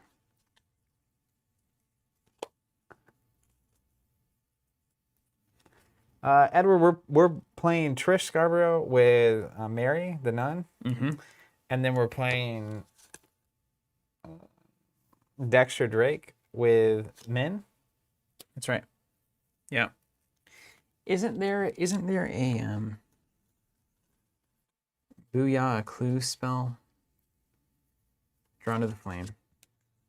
If you're gonna run, you're gonna have to have at least some amount of clue gathering. Water Protection is just a classically good spell. All right, I have a fun thing happening here. What's that? Dean saying Lola Santiago. Yeah, I think I have to run Lola and Trish. Absolutely. She's the heater. I'll tell you about my secret in a second. I have a secret. Shh. Are you an angel? Are you an angel? I quote that a lot. Because those angel dice and ashes. Where you at, Lola? Lola. I always like a good chance to play Lola. I don't think this deck's going to use Uncage the Soul. Yeah, so Lola is I just basically get a free clue, which is amazing because it's 2 clues with Trish or an evade automatically. And it's a fast action, so it wouldn't evoke an attack of opportunity. Same thing with working a hunch. This is clutch cards in my deck. And then Seeking Answers lets me do it from downtown, which is also fantastic.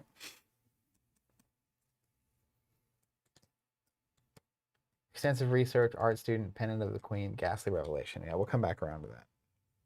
Check this out. I don't know why. I don't even know if it's any good, but I know that I like it. So I can bring in Practice Makes Perfect from yellow. Okay.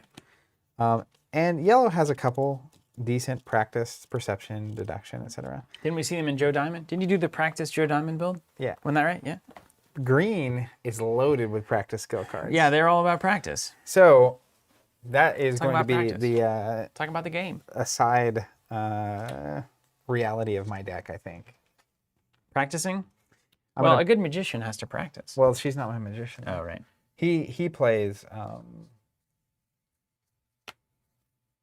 with green. So he can't play practice makes perfect, but he can run the green tricks.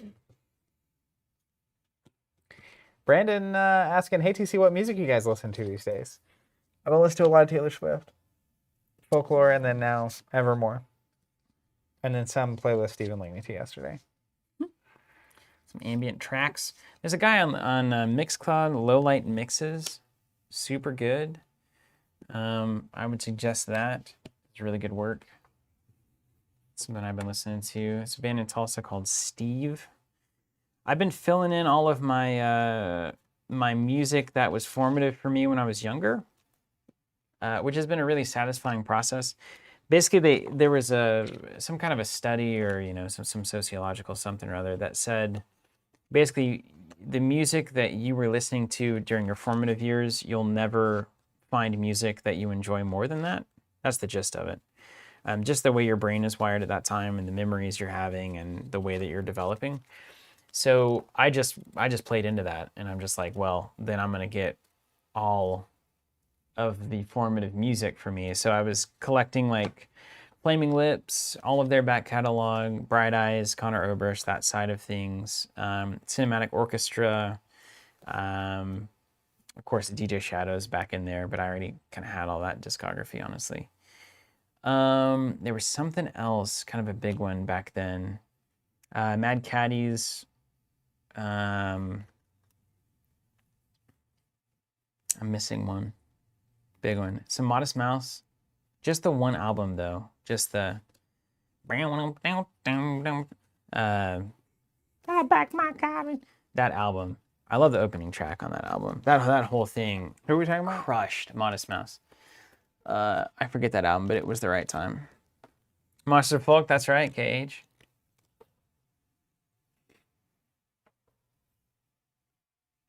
Yeah, Crystal, it's amazing. A lot of people have no idea who Flaming Lips are. And then the other day I heard them on like a Apple commercial or something. It was insane. You know, Wayne Cohen used to work he worked at Arby's for like 15 years while he was like in the Flaming Lips, very, very famous. Really? Because he just liked it. And then That's hilarious. he talks a lot about they got robbed and he was held at gunpoint, and he says a very formative thing for him. I mean, He's a wild guy. Really you gotta love him. Scott, you have no idea how much I just pulled out 3 aces. That's what dreams are made of. Yeah, we'll come back to that in a second. So Flaming Lips. Worked at Arby's? Yeah, Wayne Cohen worked at Arby's. It's a fascinating story. He's a fascinating guy. He's either completely right or completely wrong. I guess that's the best way to put it. But him and Miley are friends, so. Not exactly sure what it says. She seems to be doing better than she was. They did a big mural down in Oklahoma City. Really? Mm-hmm.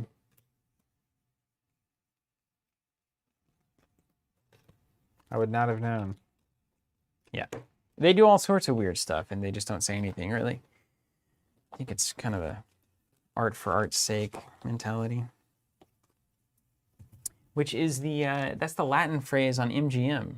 That was an old question, an old academic ball question, in case you were curious.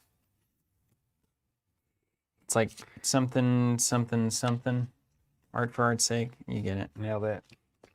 What does that mean? It's like, should have known. How do you not play the Robes of Endless Night? I'll tell you how, because you don't have enough spells. That's why you don't play it. But look at how good they look. I don't have enough expensive spells. Can you get us to the bottom of your chat? Yeah, I was looking at these cards they were saying.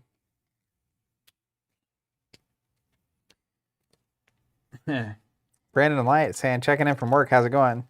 We're in the thick of it. Cage, that's awesome. You're involved in that music video for them. I went to a show here in Tulsa, the Kane show, where they were doing all the Wayne in a bubble rolling around in the crowd and whatnot. That was a very good time.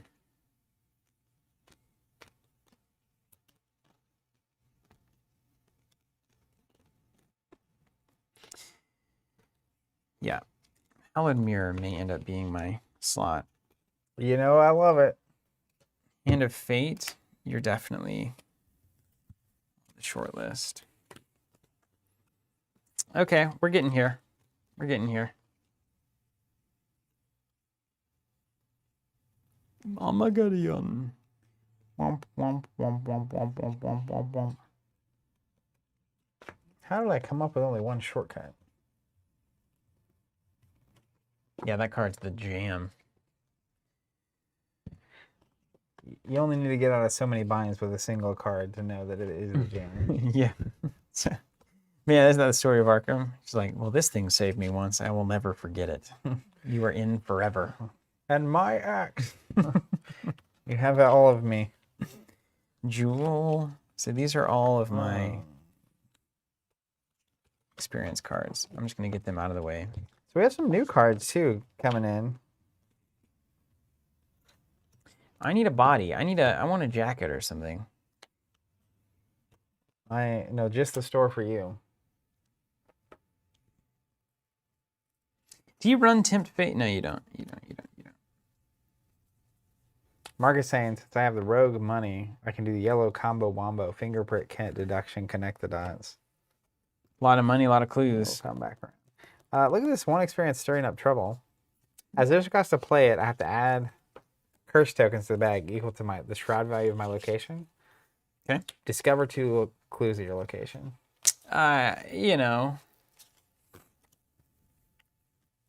That's fine. We'll eventually resolve them and get them out of there. It's at least in my short stack. I don't know if it's in.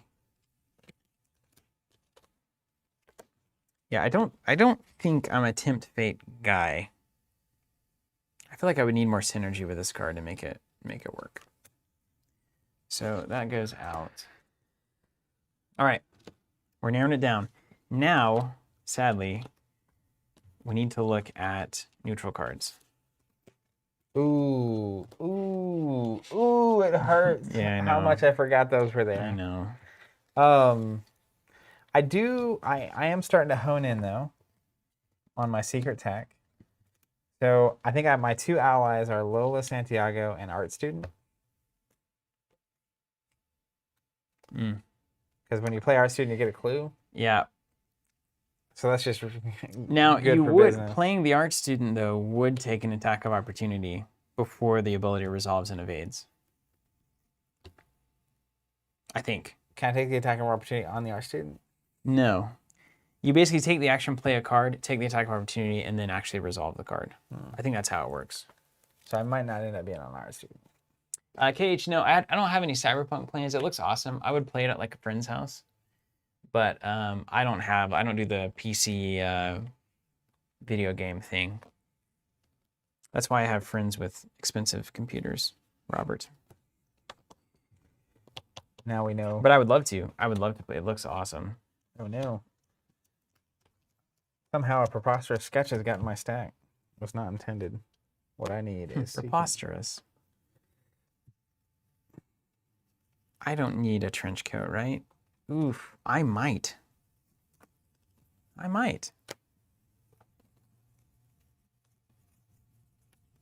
No flashlight, of course. Knife, no thermos. These cards are just some hot garbage sometimes. Ooh, Dr. Francis Morgan, wish you could run these guys, but alas, story assets. Bulletproof vest, that's experience. I could run some fine clothes. Doesn't seem befitting a nun. Backpack, of course. Let's put charisma in the short stack just because playing Arkham.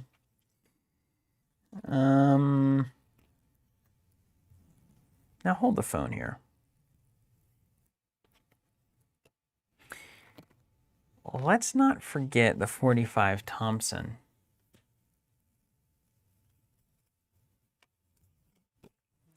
old school. Huh. Now this is a question about what kind of a person you are. No, my whole deck is built around the other idea. The other idea. Yeah, you can't sleep on Grizzly Totem. Concuss,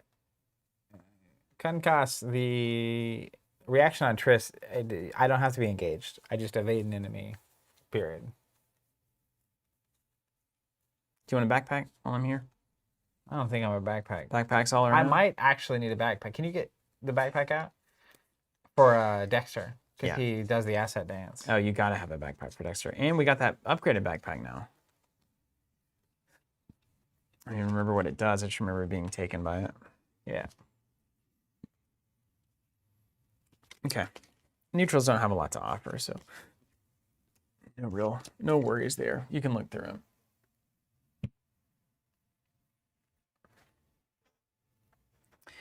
Okay. Now I have to cut. This is going to be hard. Yeah. Okay, I've got my stack. Oh, wait, there's more neutrals. Hold on. Manipulate Destiny. Oh, cool. That's so cool. Oh my gosh, the art on that card. Okay. Guts. Overpower might be worth it. Probably not.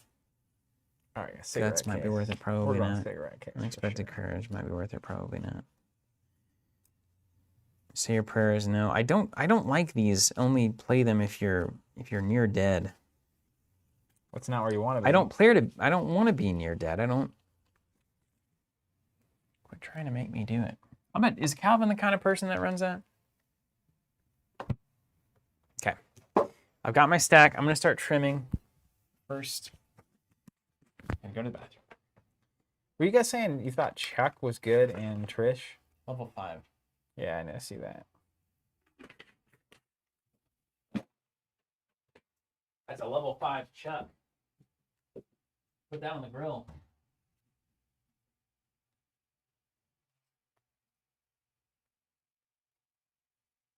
Where'd my Mauser go?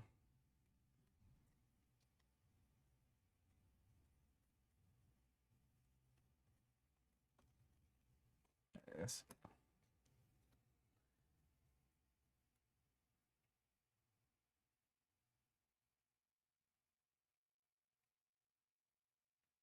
Yeah, I don't know that Chuck's my guy in this particular deck.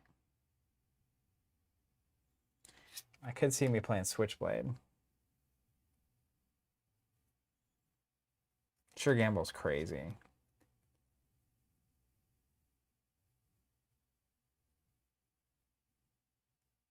Narrow Escape seems really good in this deck.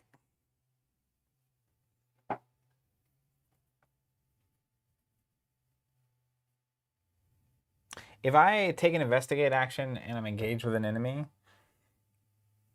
does the attack of opportunity happen before I do the investigate?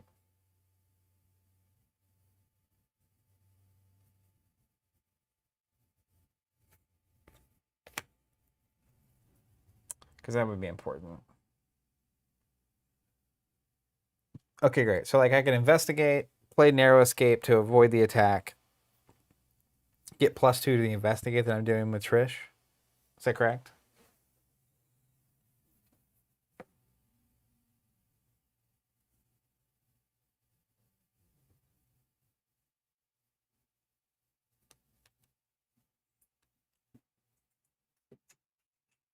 Oh, intel report. That's the Yes. Oh my gosh. 1,000. 1,000%.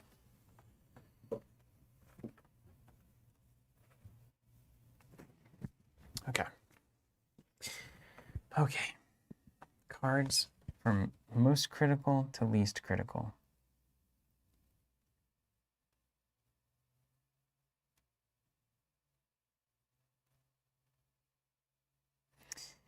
I think this is going to be my asset slot for Arcanes. I think 2 Azure Flames and 2 Mists of Riley. I've got an Evade. I've got the Azure Flame, just, if my 35 Winchester strategy isn't working, It won't. Just call it good. Chuck might end up being my boy. Chat was right. So olive is in. Might be a Fergus kind of day. We're running out of space. Yeah. We can slide these. Those red cards ain't no one using. Who needs a survivor when you can be a winner? Okay. Why survive when you can thrive? Azure Flame, Mists of Riley. What's the Ward of Radiance? What's Ward of Radiance? I didn't see that card at all. Hold on, I can look it up right here. I'm empowering myself. Ward of Radiance. Man, haste is so good. Oh my gosh, this card's amazing. Where is this card? How do we not have this card? We're missing some things. What is it? Ward of Radiance? Purple? Oh, wait. Is it new? Is that from Innsmouth? Yes. I need all of them. I need that. Oh my gosh, do you see how good this is? No, what to do?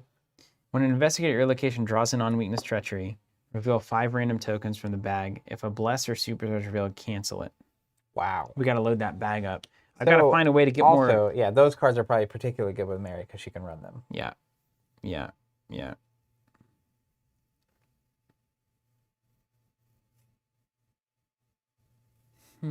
Is Shroud of Shadows better than Miss? It uses, if you succeed after evading that you may move to a connecting location, you may move that enemy to a connecting location. No, this is not better for me. Sword Cane, I can't run. Tides of Fates. Yeah, I'm not going to do that because we're not going to do that. Promise of Power, not going to do that either. I'm only, blessings only. Because doesn't she put them in, when the round ends, you add 1 every time. Yeah. And I think that's the only way I have to add tokens to the bag. I can't run that dang book. Now, that's actually worth considering. Do you just run the book and hope to draw it early? That's awful. Sounds rough. You can't do that. You can't do that. Right? You can't do that. Huh. This is making me reconsider everything. Good. I'm glad I got that right at the end for you. Why is this happening? If it were easy, everyone would do it. +4 with Promise of Power is pretty solid. But who cares about a +4?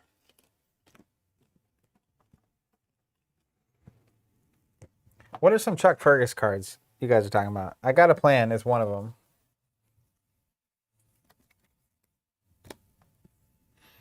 Okay. Backstab and Sneak Attack.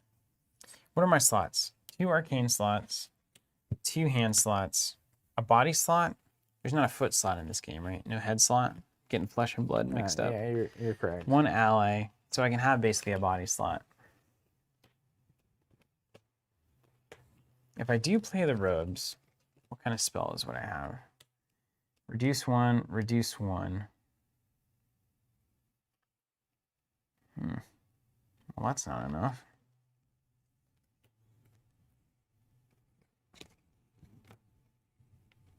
Any other spells?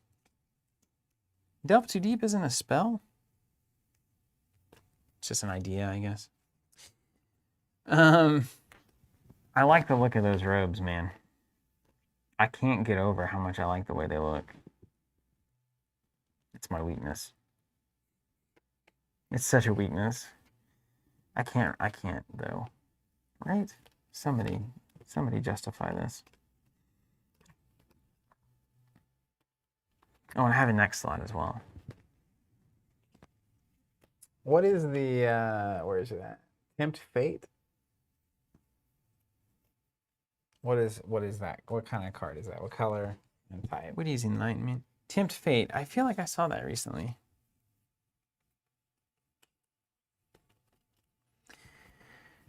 All right, friends, do we do the Hallowed Mirror or the Holy Rosary? Sacred Text.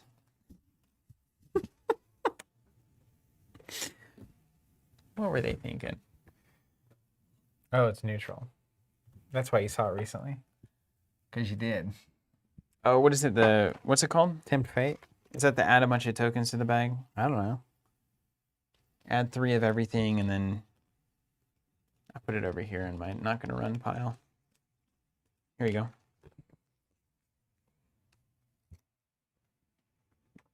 Rosary? We talking Rosary? Okay. Yeah, you can keep that in your, not gonna run that pile. No, no. All right, so Rosary on the next slot.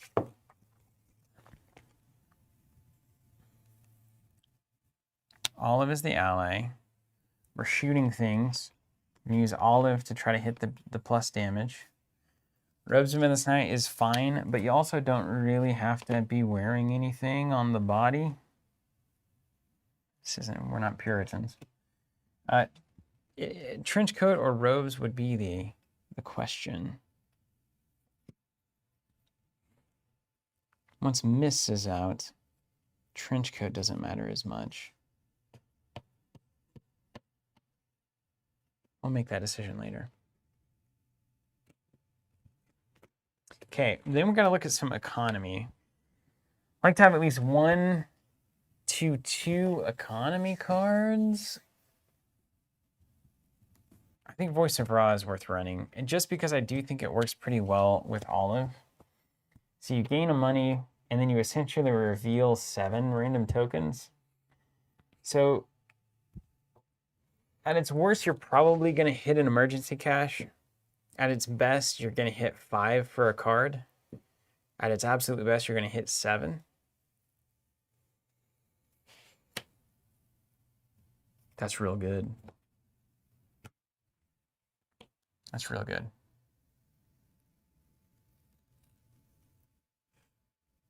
Okay. I'm doing Voice of Ra. Other economy cards? Particularly good ones? I could do the Rite of Sanctification. I don't think it's right here. I want my blessed tokens in the bag for the Winchester. So I'm going to cut that. Can I have multiple pickpocketings out? Yes.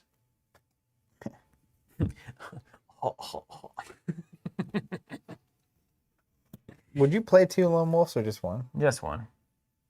If you get it, it's nice. It's economy, right?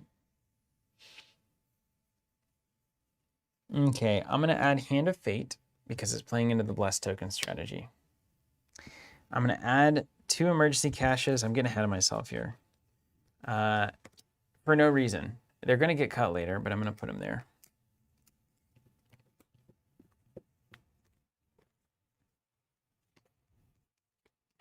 Okay, here they are. Put 2 slots there. Cards I'm looking at that no one's talking about for Chuck, by the way. One is called Followed. It's a tactic, so he can make it -2 in fast. Investigate, so fast means that no attack of opportunity. That's right, yeah. You can do it, it doesn't cost an action. Choose an enemy at your location, you get +1 book for this investigation for each damage on the enemy, up to 5. If you succeed, discover an additional clue at your location. It doesn't provoke attacks of opportunity. So I guess I wouldn't need fast. Let's check this other part. -2 and +2 skill. That's pretty good. I also have breaking and entering. Investigate, I add my foot to the skill for the test, which would make me an 8 total. If I succeed by 2 or more, I can automatically evade an enemy at location. It doesn't provoke attacks of opportunity. Might be doing too much of the same thing. Yeah, Pilfer's in my short list, along with I've Got a Plan and Sneak Attack.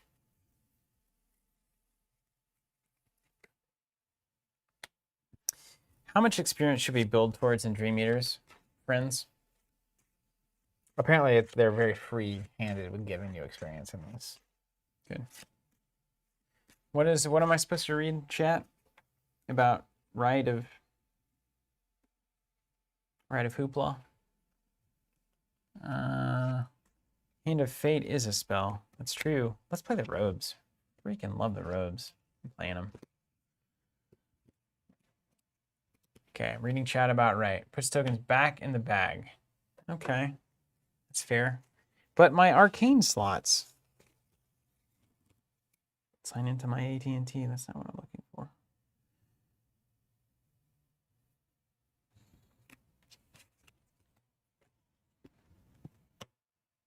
My arcane slots.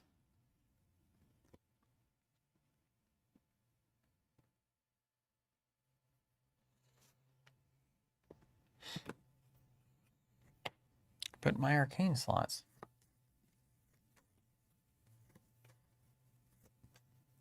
I can't have 3 things that slot into arcane, right? I can. I absolutely can, because then I'll just replace this. All right. We'll deal with some inefficiency early. Can I tell you a card and then you can convince me not to play it? Yes. I'm actually very bad at that. 3 I'll aces. convince you how to play it. Okay? You can run 3, 1 experience. If you commit 3 copies of 3 aces to a skill test, that skill test automatically succeeds. Okay. Then draw 3 cards and gain 3 resources. How are you getting the 3 copies? Can you search them out? So options are practice makes perfect, because it's practiced. So if I have 1, I commit it, I can practice makes perfect to get the second one, right? Mm-hmm. The other But you need the third one. very fine alternative is called Daredevil. Which Right. if I played, it's also practiced, but if I play it, I can search until I get another. And it's only the rogue skill. Your base. Is the only rogue skill? So Daredevil always gets another Daredevil or 3 aces? 3 aces, yeah. But they're all practiced. So like if I can get even one of, if I get 2 in my hand particularly, it basically is an auto if I play practice makes perfect. And they're just wilds. You know, it's like in Destiny, you can always reroll with it. It's like, yeah, you can reroll with any card. You may as well have a playable card. Should you run it? See, I'm telling you, That's 3 really important slots for maybe 1 test in the course of a game. but it's an auto success. I know. I mean, tell me all the good things first. 3 resources, 3 cards. Yeah. But by the time you have all of that, do you really need 3? 3 resources, 3 cards is what you need at the start of the game, more than anything. Anyway. Phil's Match says, I think you're building a Winnie deck right now. Isn't there a card? There's a card that's particularly good with this. With mine? With 3 aces. It may be Lucid Dreaming. I think it's the one that searches out multiple copies of things that are already in your hand. I would say cut it. Chat's with me. All right. I will come back to that. Just put it in the, you know, put it in the trying to get in pile. Well, there's a big pile. I know. Okay. Delve's going in, of course. Marksmanship's going in. That's why I'm here. Premonition is a card that I can't not run because I'm playing purple. All right, let's start with what we know. And we should build to about 24 experience. That's what it seems like. All right. We can do it. Okay. So does it make sense to start with Leo DeLuca that I'm going to eventually upgrade into a Chuck Fergus? Leo is always good. So he's that's just gonna be good generically early. good, no experience. And then he can become Chuck. And then Chuck later in the swing of things. Chuck DeLuca. That's right. Later on. He grows into a new human being. And then Lola can't start in my deck, but I want something that can be in that slot until she's ready to party.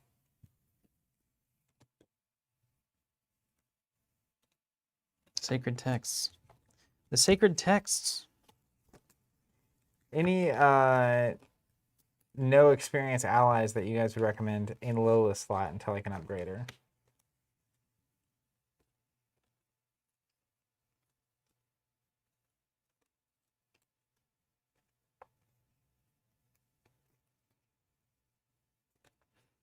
Yeah, at a certain point, don't you have to...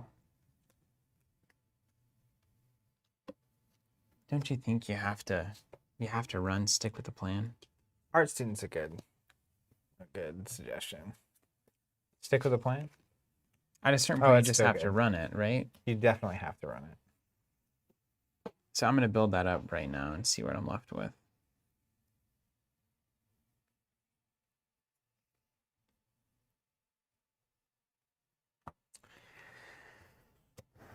All right. Empty vessel, you're so awesome. A little more My gosh. pickpocketing for sure. You're so awesome. Why is that the case? Right. This is happening. Are you building the 24 right now? 24 25? I'm trying to get an actual deck Weird. together. What's that like? We are playing Taboo, so I can't play Rut.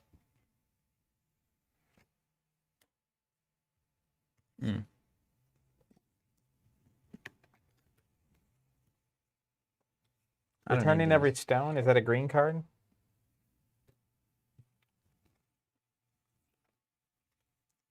Stick to the plan. Okay.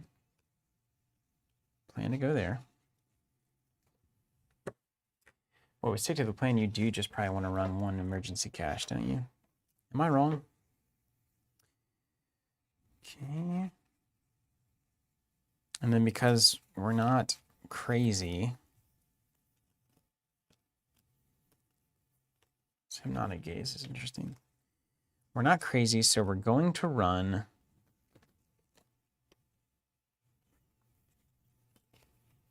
Well, we are a little crazy, honestly, actually. Dane, I definitely have Lucky Cigarette Case up in here. Can't play green without it. IMO. All right, then I have my weapons currently are this Mauser C96. It's only 2 experience to upgrade it, and then it becomes a 3-cost gun, and I think that's perfect for this deck.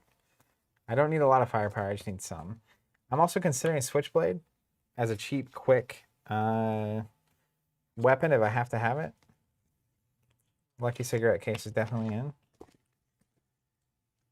And I'm questionable on the experience Lucky Cigarette Case. I don't know if I would end up doing that. Sometimes you don't need it. I just don't know if I have enough going for that to be worth my time.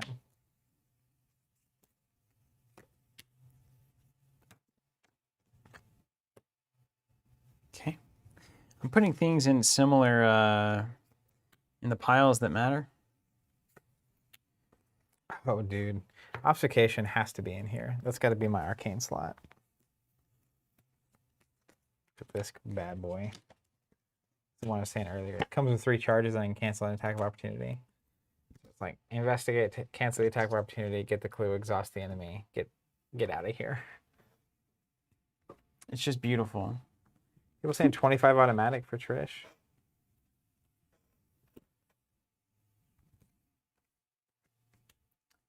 Okay, then of course, Ward of Protection. We're not, this is out. This is all essentially out. Defiance is out. Deny Existence is interesting. I'll give you that, Northern Lights. So what's the upside on the automatic? It's the same cost. It has 1 less ammo. It doesn't exhaust, so you can use it multiple times in a round. That's probably the upside. But it doesn't get any bonuses unless they're already exhausted. So like, I mean, maybe. You exhaust when you discover a clue, you exhaust, yeah? Yeah. And then you can start shooting, basically? Yeah. Discover a clue, and then pop, pop, kind of a... But if you're going to do that, you could have also just shot them first. Depends on how much health they have.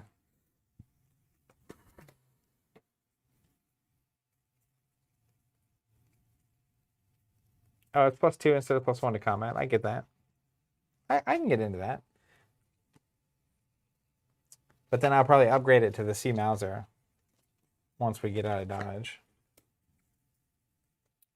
Okay, and then we've got what's the card you know this one? Go on. The card that does the play everything -1 cost. Stick to the plan? No, it's the other one. It's the one that's always on stick to the plan. Oh yeah. Hold on, Yeah, I'll find sure it. enough. I'll find it.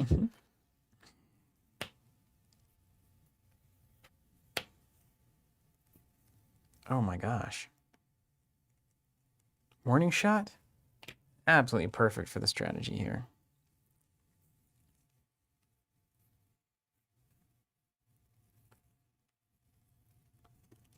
Nice. Okay, I feel like I didn't even see these. What's Ever Vigilant? Is that the card you're looking for? That's the one I'm looking for, yeah. Yeah. Yeah. I see what you guys are saying. I don't think Switchblade is going to do anything. Because I just don't have I have a bad fight skill. I didn't see a lot of these cards, man. What was I doing?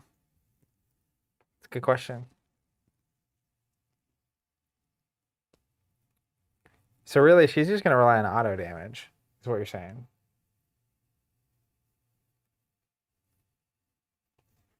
All right. I can get into it. Auto damage, something you're into. Basically, she's so bad at shooting that there's no, don't waste my time. Yeah. I'm with you on that. I'm totally with you.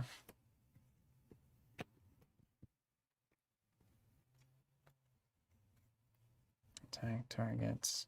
The attacking at me. Counterpunch is a great card. Oh my gosh.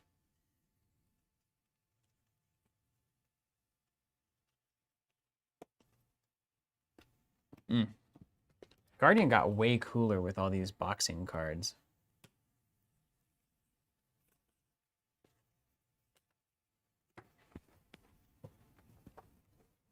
Okay. Dodge, get over here.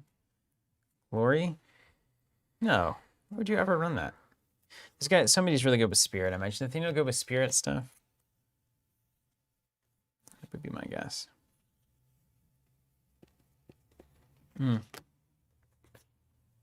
He's good on the no weapons. He's got to be.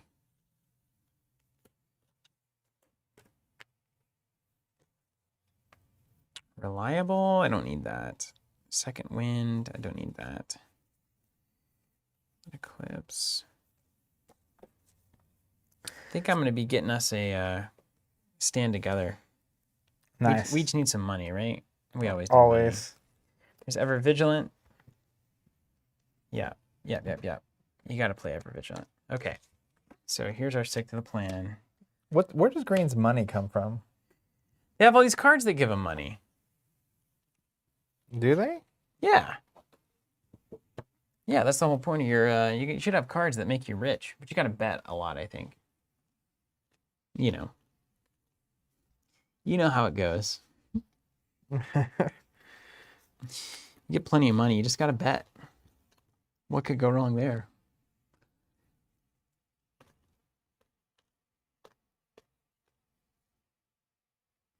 Good old Easy Mark.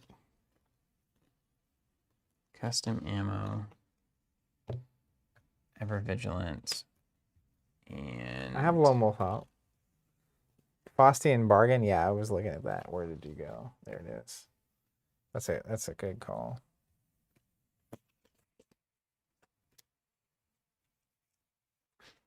I might put one burgle in. Just a burgle. Looking for a burgle.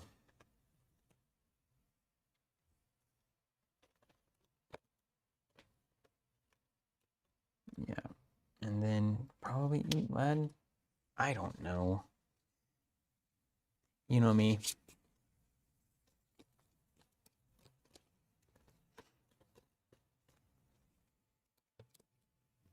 Is custom ammunition worth it? I don't know what's it do. There are a lot of monsters in Dream Eaters. I couldn't tell you.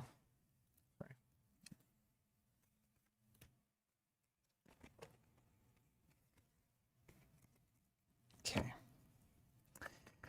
Burglary is an asset? Mm-hmm. Stays in play forever. I thought it was a one-time affair. Oh my gosh. No way. Oh, and Crack the Case is an economy card. That's correct.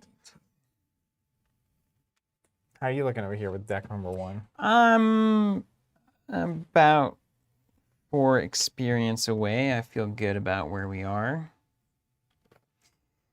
I'm going to start working on things that are going to get me to playable.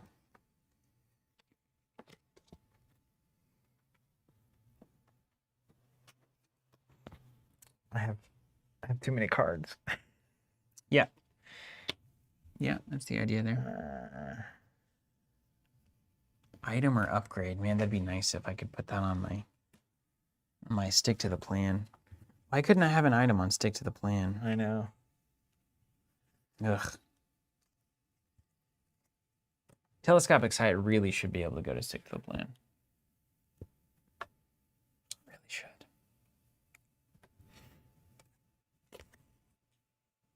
Okay, I'm happy with all of these things. This night.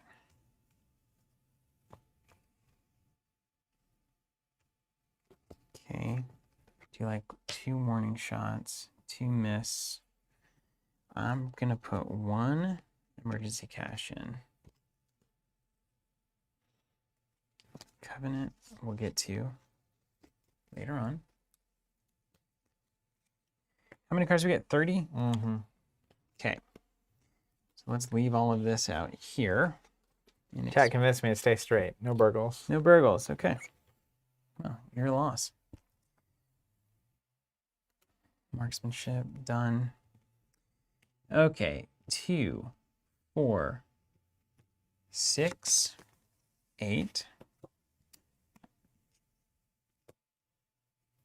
2, 4, 6, 8, 10, 12, 14, 16.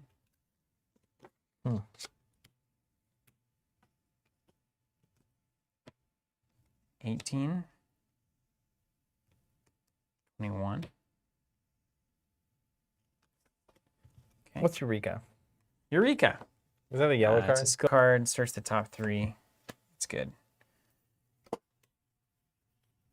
23. I'm going to go to 22. I'm going to cut 1 robes. Hot cut right there.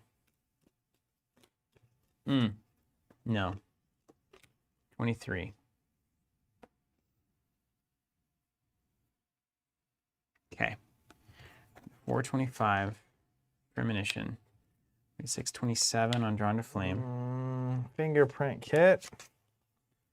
I just saw it and it was like, wait, I forget. 2829 Ward of Radiance. 30 Delve Too Deep. We only get 30 cards. Are you for real? Mm-hmm. This is the way.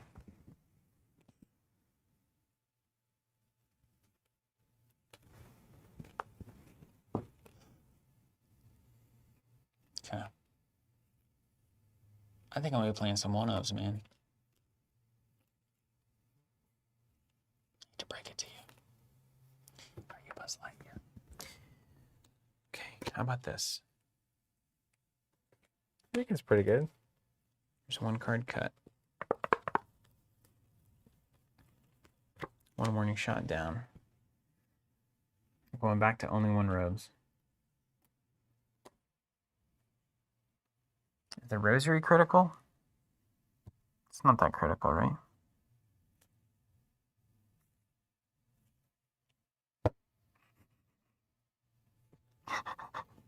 What's in the know? What or who? Good question. Okay, hold on just a second. Okay, Deny Existence is not going to make it in. Sorry. Much love. All right, let's start from the top. I'm not sure that Ward of Radiance is... I think Ward of Protection is just strictly better. You can't have a whiff at that. Seeker skill. Then again, Olive is ready. Okay, I'll try it. I'll play the new cards. Play the new cards. Gotta play the new cards. Word of Radiance. I feel like Inspiring Presence with Olive is too important. Keyblades, what class is in the know?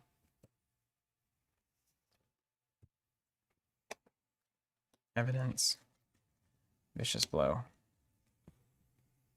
Daring would be nice. Not doing it. Take the Initiative would be very nice. Not doing it. Cards are nice, but they're not needed.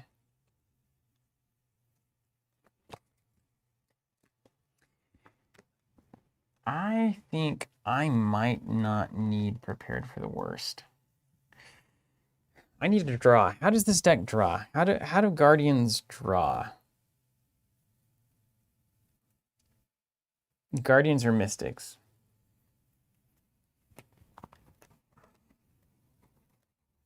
Friends. I don't think we do draw. Do draw? The Jewel does. Is there any good draw cards?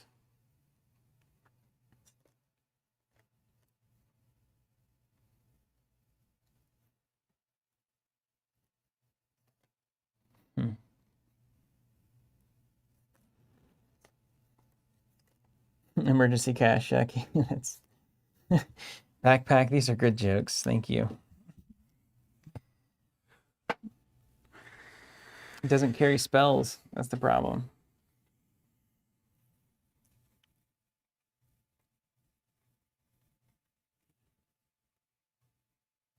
Backpack guts. Yeah, okay. Right. So we don't draw. That's our plan.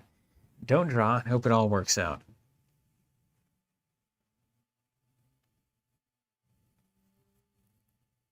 Mm-hmm.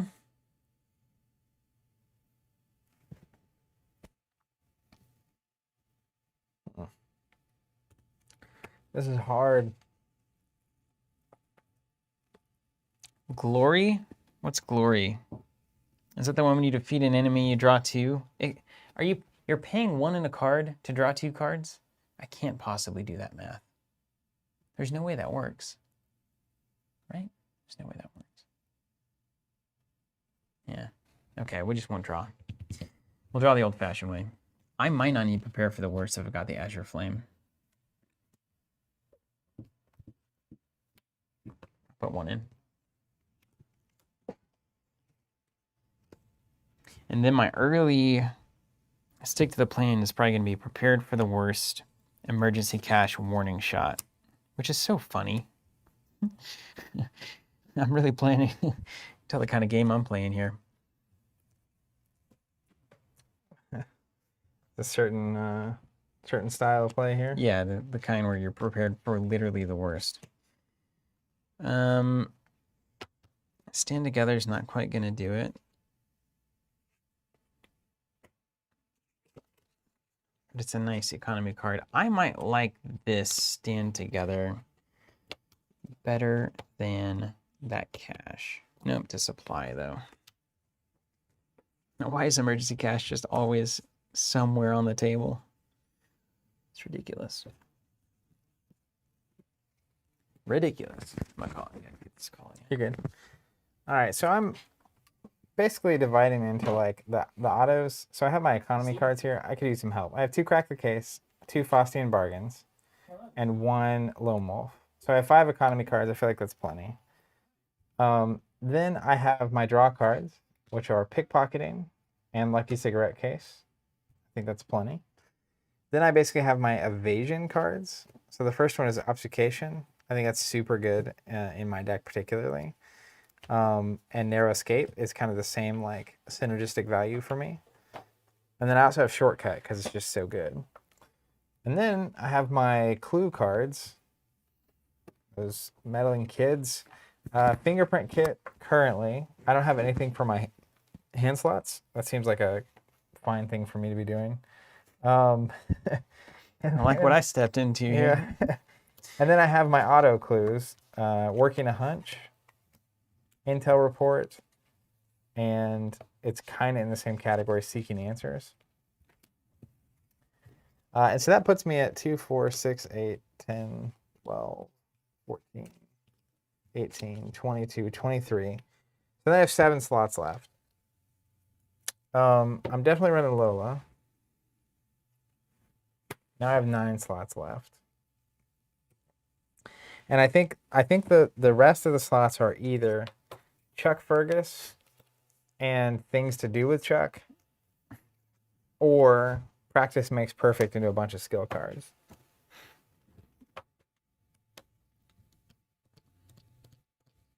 Lockpicks? Instead of Fingerprint Kit, or as well? How many hands you got? 2. How many hands are filled? Fingerprint Kit. Only 1 hand is filled. Oh, yeah, you got a lockpick then, yeah? Fill those hands up. That's one thing I know about Arkham. What lockpicks is green? Mm-hmm. 9, 11, 13, 15, 17, 18, 20, 22, 24, 5, 6, 7, 8, 29, 31, 32, 33. Oh my gosh, we're at 33. We're at 33.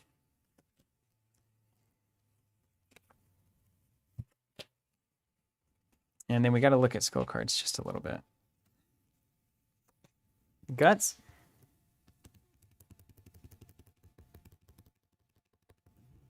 Guts or overpower? What's that Winchester give me? +2. What's her stat? 3. She might actually need the overpower. Let's do that.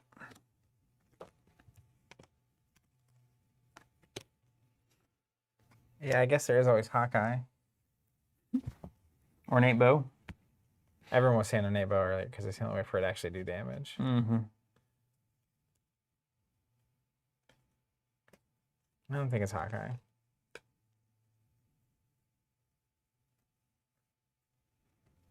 Magnifying glass. Any amount of damage assigned to Guardian Angel, add that many. Wow, that's awesome. Are there cards that can heal Guardian Angel? Are you an angel? Surely there are. What about Hallowed Mirror? Does that do that? That would be awesome. So I can basically use my, tell me if this is enough. If I go Chuck, it's Chuck is 2 slots plus some combination of I've got a plan, pilfer, followed, and breaking and entering. So I basically get 2 Chuck, and then I can run 5 cards to play with him. Let me see if any of these are already tricks or tactics.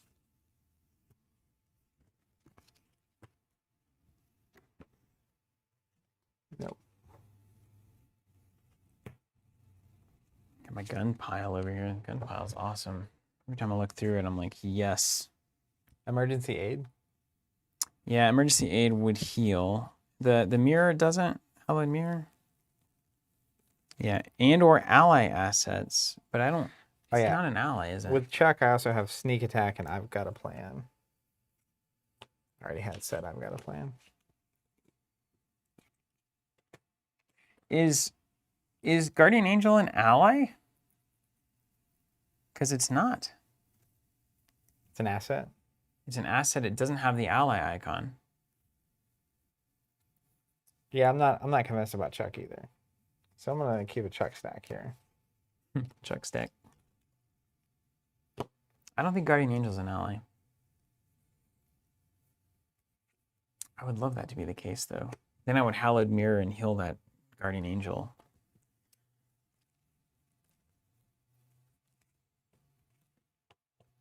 Gage McClure saying if it doesn't have the ally keyword, then no. No, it Let doesn't. me get some more I water. don't think you can heal it. Is there anything in the game that heals just assets or removes damage from assets? Lonnie removes sanity from assets. Close, no cigar. Yeah, we're close. No, she removes damage. Who does? Lonnie, but she's green. Oh, that's not helpful. Got him. Okay, let's see. Where are we? I really would like to do like Daring and Overpower. That's going to help me churn through the deck. I think Inspiring Presence is really important. I think being able to stand Olive for a second shot. So like basically shoot with the Winchester, use Olive, commit Inspiring Presence, hopefully hit the right token, stand Olive, heal 1, and then shoot again using Olive on the second shot as well.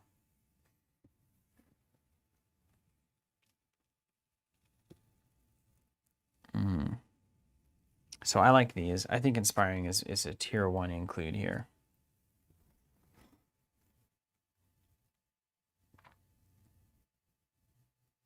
I don't feel like sacrifice makes sense. I've got 4 charges on both of my assets. That's plenty. Plenty. I've got 4 weapons, Winchester, Azure Flame. Got the Rite of Sanctification early, so I'm going to use that to play out, hopefully, Miss and Flame and Winchester, Olive and Rosary, maybe the Robes. We'll see.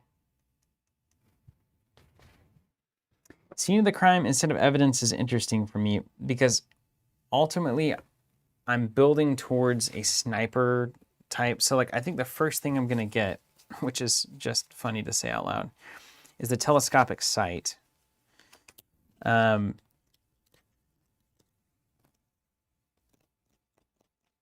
it's so bad. It's really funny. So we're gonna use the telescopic. Maybe we don't even.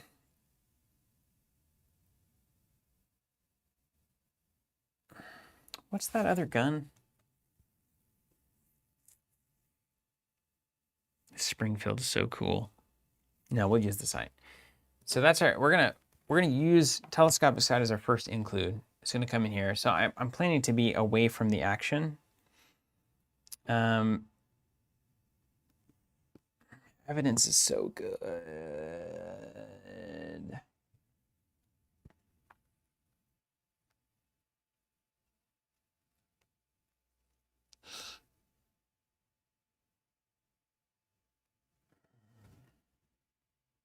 Robe of this night, I probably don't have enough. It's a 2 soak for 3, which is not ideal, but it's kind of the best I've got. What's the other one? It's not the cherished keepsake, but the... What's the 2 soak? Is that a survivor card? That jacket? I think it's a jacket. I can't remember.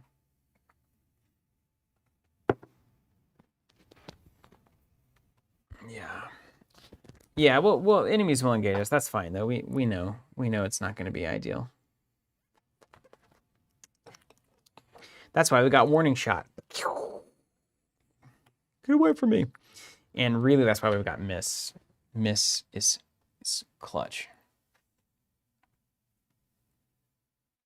Miss is so good. Mr. Velo? It's wild. Yeah, this is so good. So what we need to be a reliable fighter, we've got Azure Flame and Winchester, which is fine. That's a good gun. I mean, it's going to hit, what, half the time maybe? Kind of even out. Hand of Fate is great here. Premonition I can't do without. I might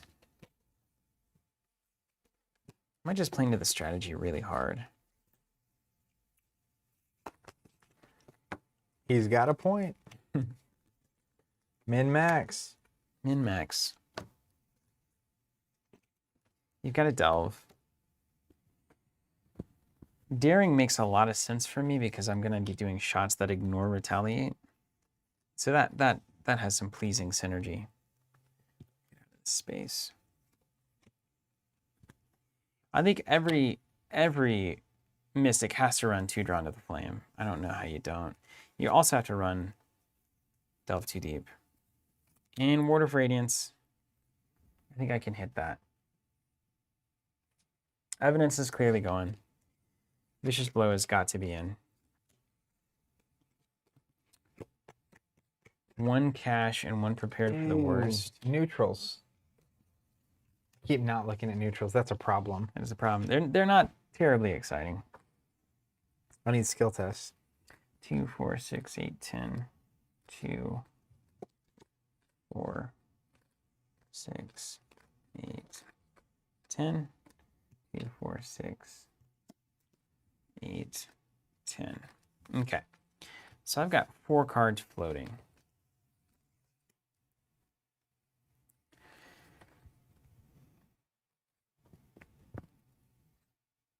Shroud of Shadows, I don't think is better than Miss. Because Miss guarantees that I get to move to a connecting location. Shroud is conditionally moving, if I remember that correctly. What do you think, Dane? I can't remember how it reads. Shroud of what have yous? Sorry.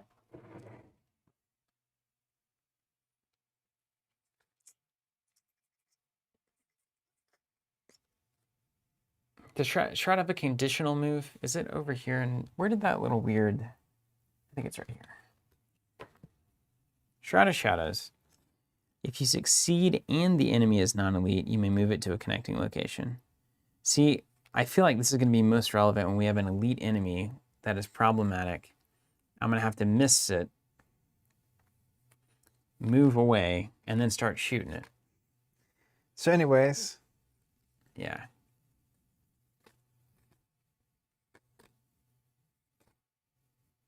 But it is a good point.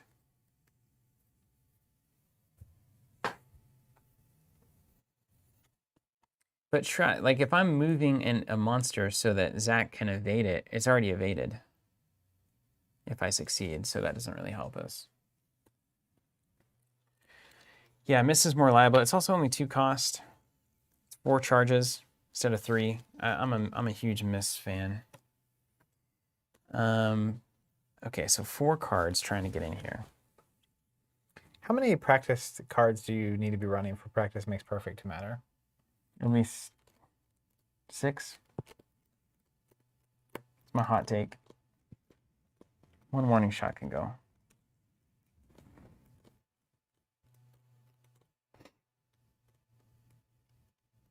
I think these become my stick to the plan up front. So I like that. Having 1 warning shot in the pipes. It's hilarious. I think I'm going to end up doing nothing that I started doing. That's about how it goes sometimes. Uh-huh. It gets us 1 daring in.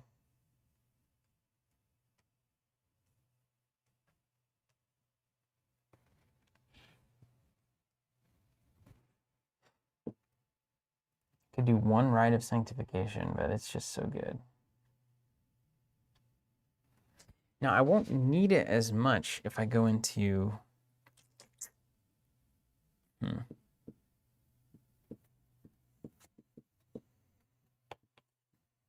I love that astute. Telescopic sight with barricade. Now we're going. Now we're going. Also, I thought about doing it with ambush. It's pretty funny. Shoot them, and then play ambush, and they hunt to you, and then you blow them up. There's all sorts of bad cards we can run together. We've only just begun. Is Barricade, what kind of a card is Barricade? Is that Guardian? I think I probably blanked it out of my mind. Or is that, no, that's Survivor.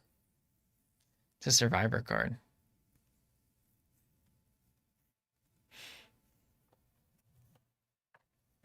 Okay.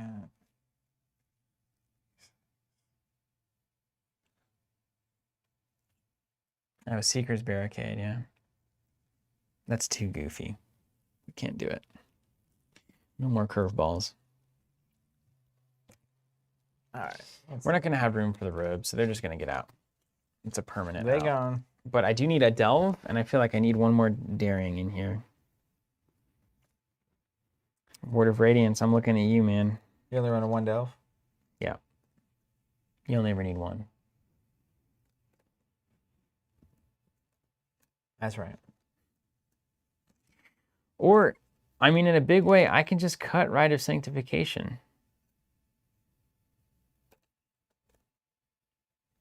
What happens? I start with, how many with Sister? So I start with 2, add a 3rd, play the Rite of Sanctification, seal all 3, play my things.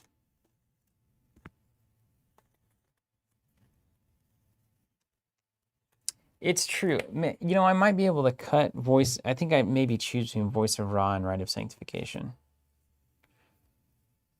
Or maybe cut 1 Ra. I do feel like Voice of Ra is much better with Olive. On turns when she's not needed. Because like it's something for Olive to do before you get your Winchester out. Yeah, which you need to have happen. You need. Now that said, I mean, I'm only at a +2 with the Winchester. So I might need to address that problem.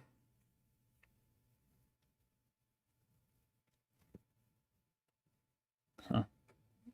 Quite a conundrum. Contraband. Yeah, Tempt Fate is great with Rite of Sanctification, that's true. Are you doing Tempt? Tempt? Tempt Fate? The one that adds like 6 tokens to the bag? 3 goods, 3 bads? I have not seen that card. Slip away. It's the one with the snake on it. Yeah, I saw that. I had that last time. Laruka saying, Zach, like a slip away +8 skill value evade for super scary enemies, and if non-elite, they stay exhausted from the run. Yeah.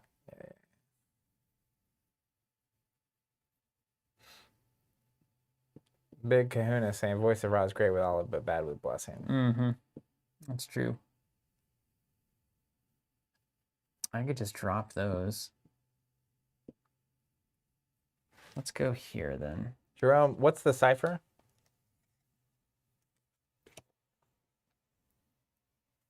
Daring and a Delve.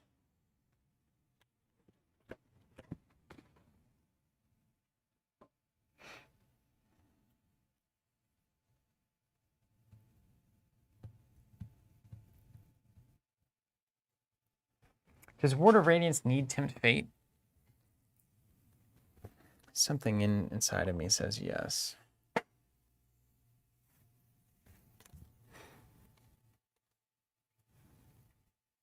don't really have any money. Maybe you don't need money.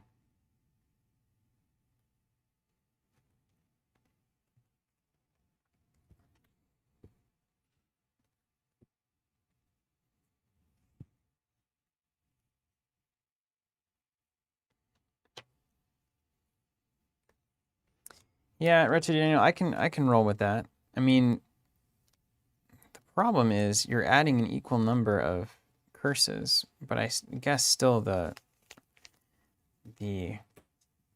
distribution of bless tokens still goes up. You add 6 tokens and 50% of them are bless. You don't start with 50% bless bag, so that makes sense. Is he in your Chuck stack? I think that Tempt Fate got in there. Chuck. I'll keep looking around. What is it? There's a neutral card, Tempt Fate. I don't think I touched it. You were looking at it. We gave it to you. Chat was saying Tempt Fate. I think you put it back because I said you can put it back in your stack of cards you're not going to play. And yet here we are, playing it nonetheless. Yep. Yeah, so that probably has to see play. Yeah, I don't know what this right card you guys are talking about is. Right of what? Seeking? That's Mystic.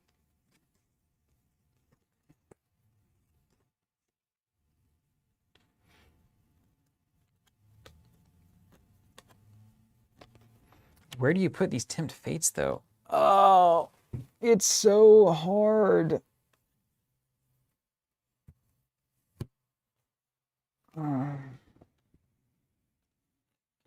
Why is this game so hard? But it really is. My brain. Deck building. You know, I'm not on this Tempt of Fate anymore. I have no idea what the cards are talking You know, I think this is one of those min-max situations. If we just think about Sister Mary straight up, what is the ability here that we're getting? Cryptographic. We're getting a bag that is less likely to reveal bad tokens if there are downsides to that. So for instance, it makes miss better. Is that right?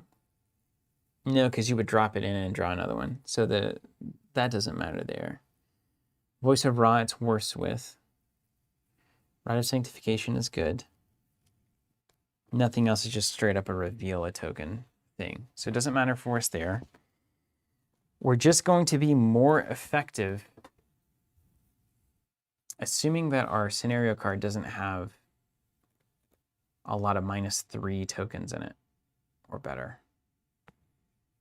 Is Dane talking to you? It's a bread and butter card for any Bless Curse strategy. It replaces itself. Yeah, but you don't need it, is the thing. Because, like, there's no... The only thing the Blessing tokens are doing for me in this deck is the Winchester and Ward of Radiance.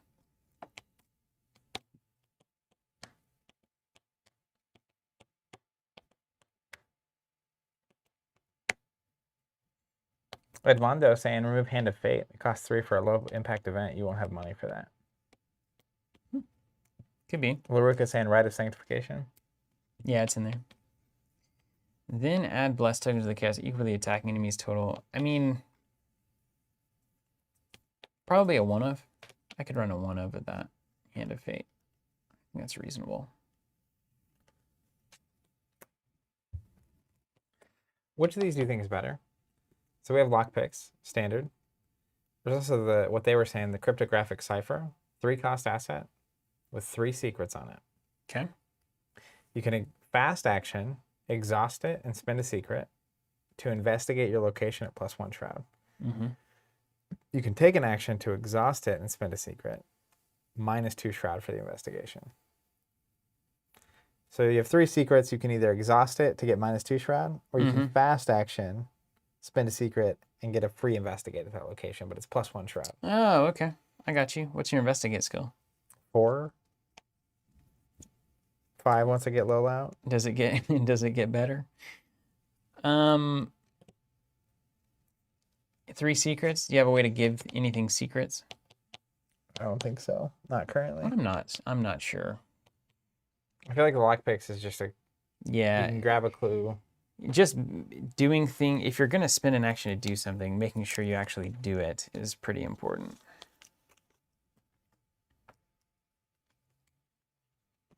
Okay. All right. Let's start rolling with Tempt Fate here.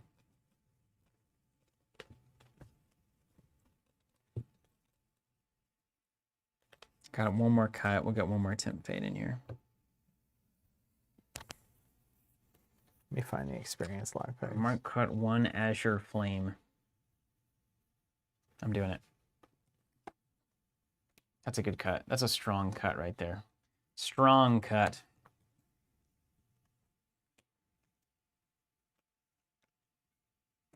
I think I like 1 Hand of Fate for the perfect fate moment that I need it. That's the way that works. Okay, that's 30.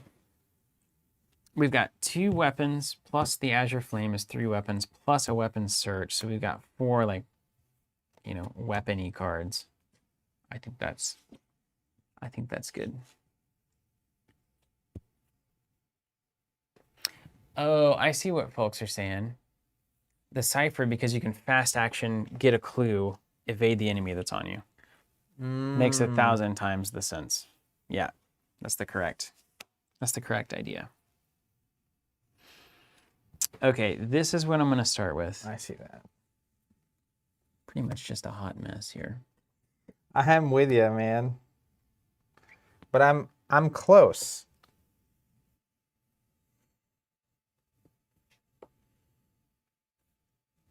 And then really, the question I've got to ask is like, the question we all have to ask.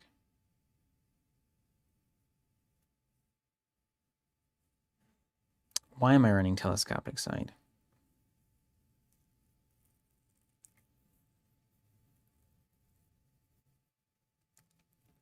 Why? Does anybody know? Because I loved it. That would be a good reason. Because I loved it.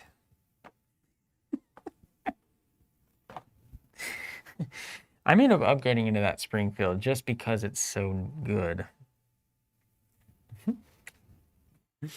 Let's clean some things up. Started with the whole basis of this deck was going to be telescopic sight and making a bad card good. And then what happened to you? And then you just drop Bad cards? bad ones, yes. And then you're like, oh wait, this is the only one that doesn't fit.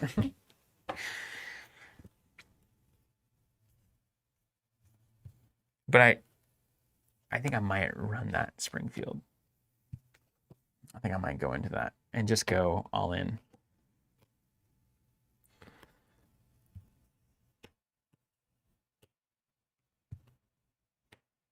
I think I'm going to do that. Your boy's going to do that. Yeah, boy. I'm going to do it. I think I am going to go into Springfield telescopic. It's just too synergistic. Is it really, though?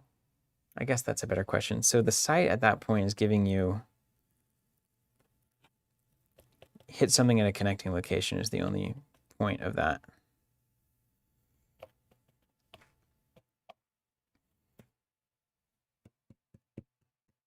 That's pretty good. I got too many cards. You ever feel that way? Yes, constantly, yeah. Dane says it's between Springfield and telescopic, but there's a revolution regardless. No, I think it's telescopic. Yeah, I think it's telescopic. It gives me enough, like, it gives me enough weird decisions on whether or not I actually want to play it during a game, too, that I can kind of find my way out of it. Okay. So then, experience here.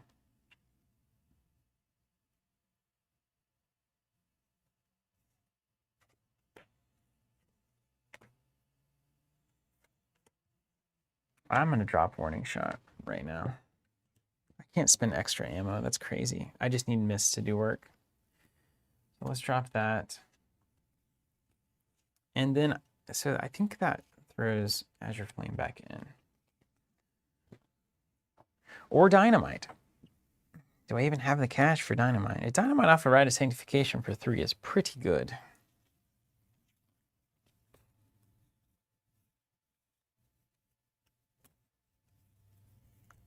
Oh, no. Oh, no, oh, no.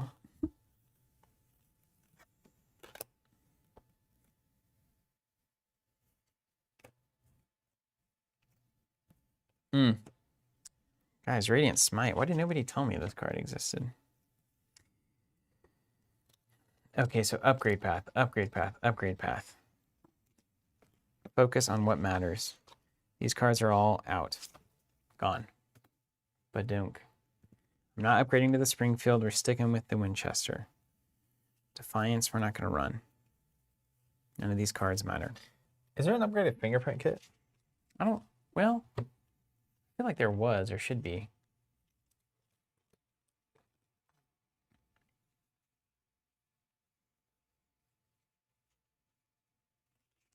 All right, so my upgraded idea.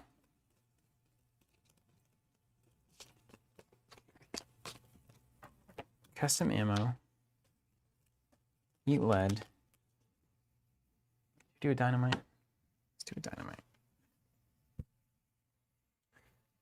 I can't tell who you're talking to, Jerome. Stick to the plan. Ever vigilant. Stick to the plan. Custom ammo. Let's see. 3 with 2 ammo. What's extra ammunition? Costs 2 for 3 ammo. Yeah, okay. So we make it good. It's a classic Guardian there. Now, I may not need Ever Vigilant if I've got the Rite of Sanctification. And I think that's fair. I'm going to drop it. And instead, we're going to roll in with Dynamite.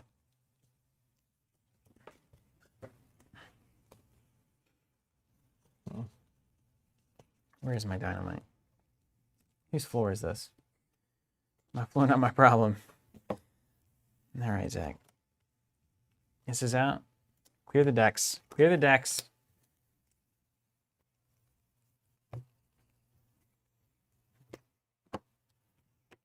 Such a satisfying feeling. You start cleaning it all up. Yeah. There's dynamite. Okay.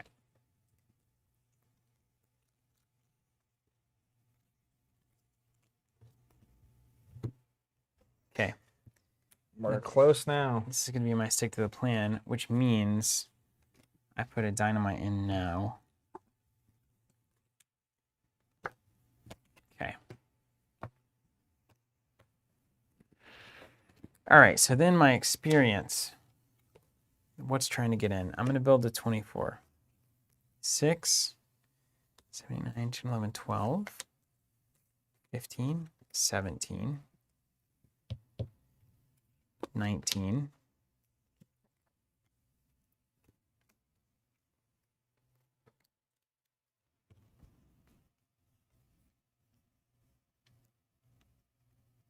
8 lead can't be right.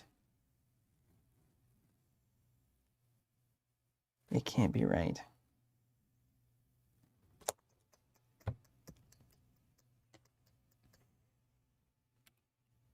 Prepare for the worst. Goes on there.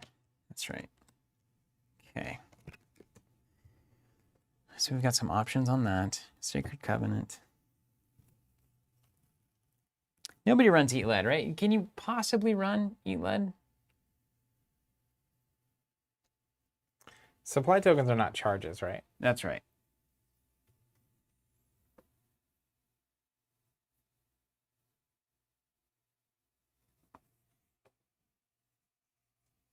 Yeah, Phyllis, I'm with you. No Eat Lead. I mean, it's nice to be able to like blow 4 bullets and reveal 4 tokens, but it's just not impactful enough.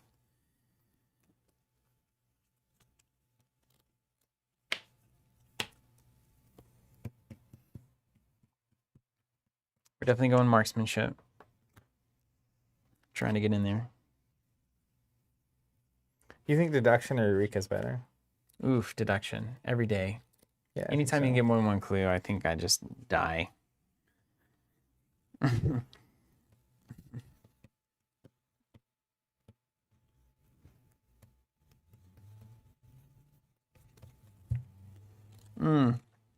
Okay. Level 3 cash. Ventures. So Charisma Venturer as an idea. It's a pretty good idea. It is Arkham, so I need to be running Charisma. I actually might need to run physical training. I'm going to be honest.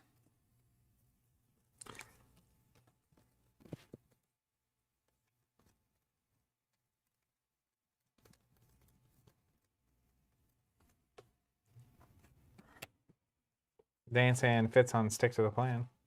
What does? The venture. Grenades. Yeah, grenades are always good. They're boring, though. I said it.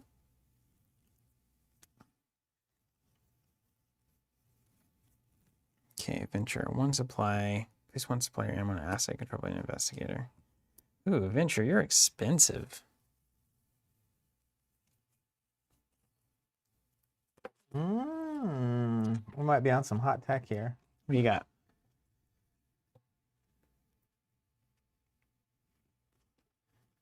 Joey the Rat, Vigil. He's fun. Those are the fast items. It is fast items, but more importantly, he's got fast action discard an item from play, gain 2 resources. So like once I've used my secrets up on my fingerprint kit or my cryptographic cipher, he cashes them in for money. I was actually looking for people with body because I have a feeling I'm going to take a lot of, like I'll investigate when an enemy is engaged with me, I'll take the damage, get the clue, exhaust them. Yep. Those will happen all the time. I think that's fair to say.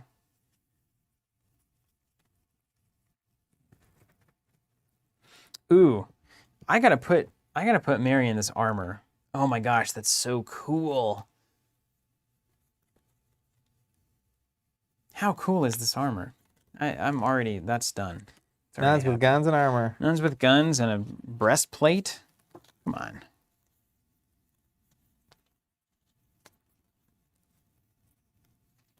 I don't think I have the experience for charisma.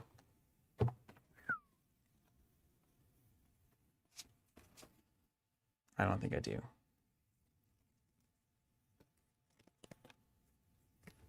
But maybe, just maybe. All right, let's start to work it in.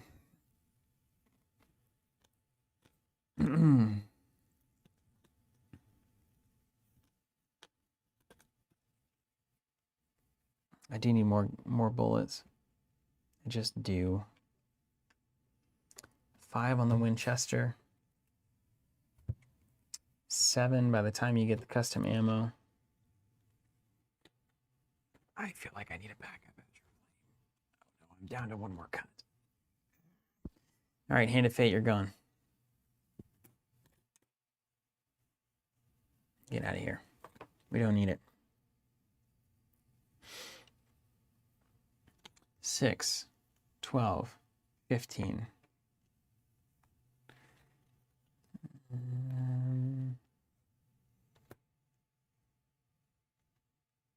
Okay. 16, 17, 18, 19. Sorry. 23 is an option. Armor is an option. I just feel like I might have to play physical training. It's disastrous.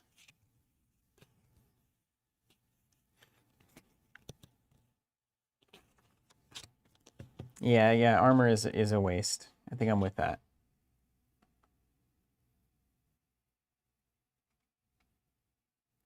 I think I'm with that. And physical training, I would play it if I could find it reliably. If you could, like, if it was a permanent, which it should be. These cards have to be permanents. Did you physically train or not? What am I physically training in the middle of a monster hunt? I'm not hitting the bag while I got bats attacking me. Why is this not a permanent card? Am I literally practicing boxing in the middle of a haunted house? I think so. Just kidding. I'm so close. Keen eye. Let's take a look at that one. Is that a permanent? Does it cost a lot of money though? I remember thinking, isn't it 2 to get a +1? You can't possibly do that. That's so much money.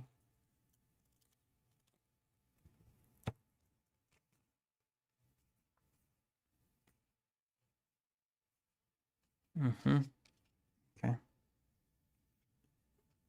You know how much I want to play this ambush card? It's out of control. Upgrade that dynamite. Vicious Blows? They have an upgraded version, don't they? Marcus saying it's +1 for the whole phase. Ah, that's true. Ah, why? Why is everything so hard to...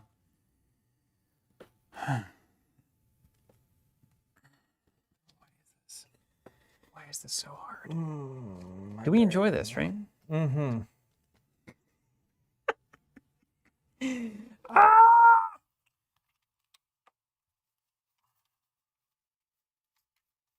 All right, well, I would really like something that gives me a permanent plus to my fight. Guardian probably has that. What are the permanents that are available? Everybody has like 1. Yours is busted. Are you Seeker? No, you're Rogue. Mm-hmm. Rogue might not have 1, actually. I think they might be the ones that don't. Big Kahuna, you gotta love Steven's desire for unplayable junk. Or jank. Yep. That's what makes it fun. Maybe I run these beat cops.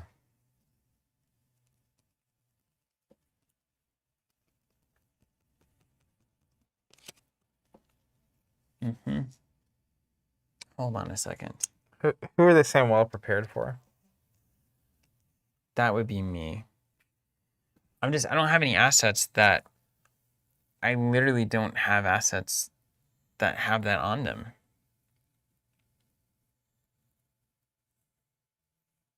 It's all bad.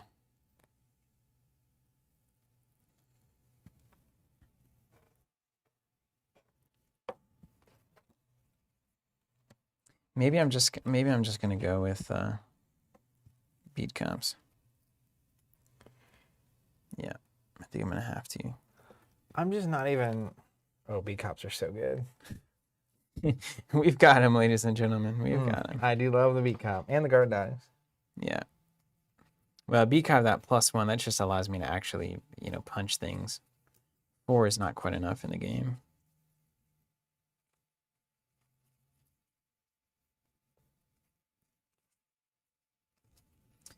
Yeah, that's what I'm leaning towards, actually. Ace of Swords, are they saying that for you or me? Ooh, I can play Ace of Swords. I need to. That's going to be for me. That's going to be the +1 fight tarot card. Mm-hmm. These are all great ideas.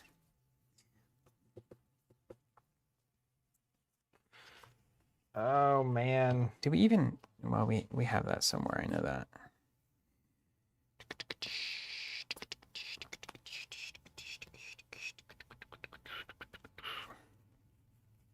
Yeah, we just got to choose. Just roll a die.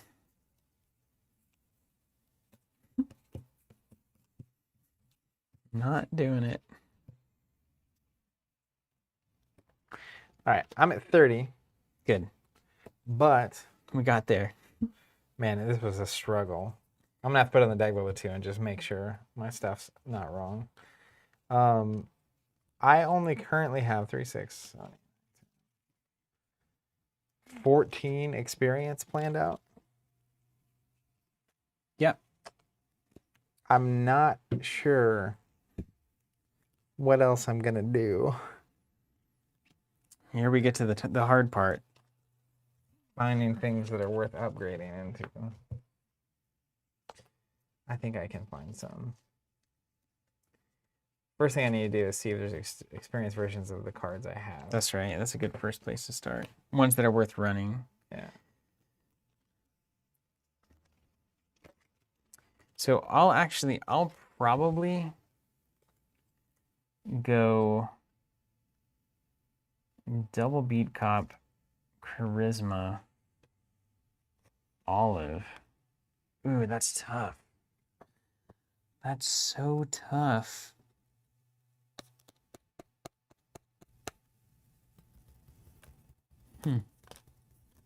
Olive's so important.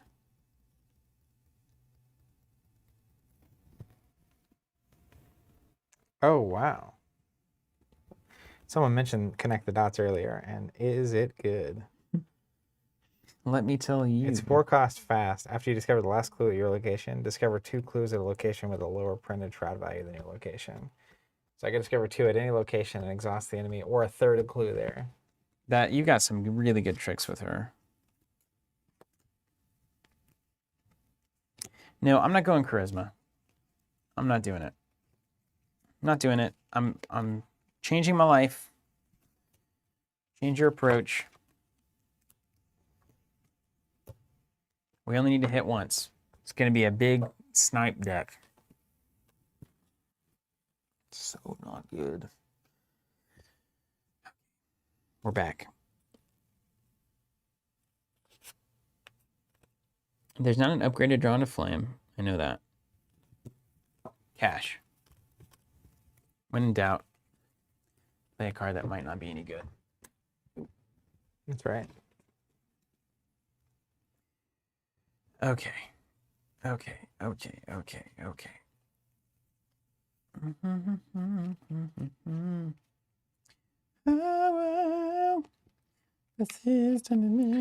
Yeah, I was looking at Pendant of the Queen. Ooh, that's a fun. That's all sorts of errata, I think, at this point. So be careful with it. Well, I don't like the sound of that. Yeah, it's weirder now. I think that's true.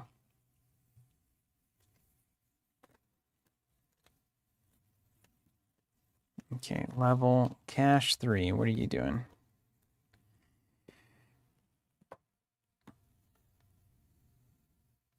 Until you reveal a blank. If you reveal, do 2 damage, heal 2 from the investigator ally. Pulls the strings!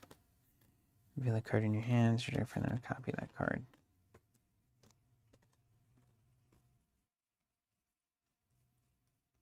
I don't know. We may not have those upgraded.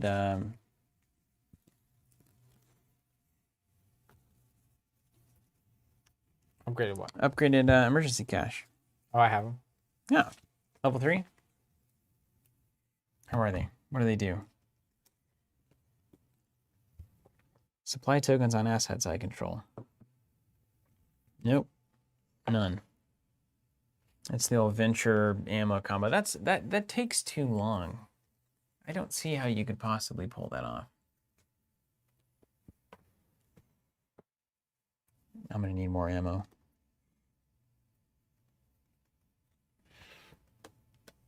Here's what we know. We know the final version of this deck is going to run these cards. Put her on that corner.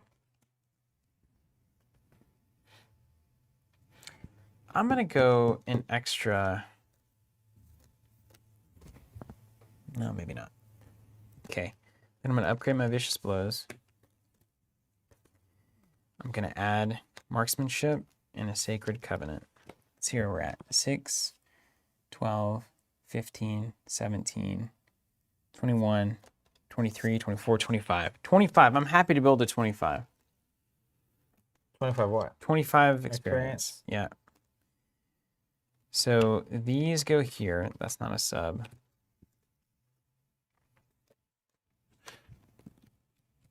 These. Oof. Devastating. This goes here.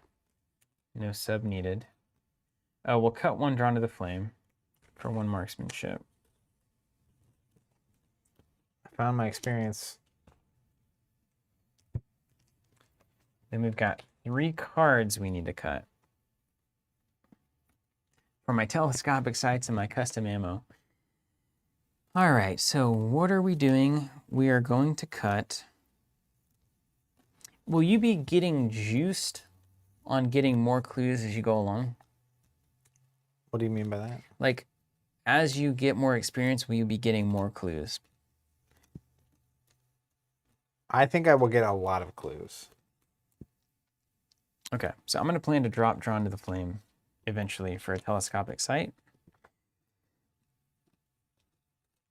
And then custom ammo, we'll probably drop one custom ammo as an Azure Flame, because at that point, the gun plan will be fully realized.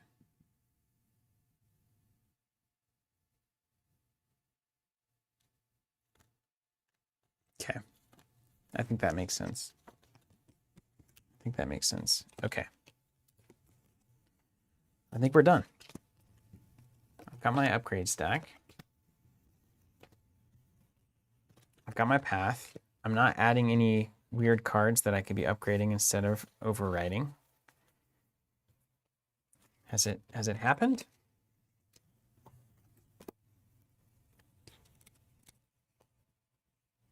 Has it happened?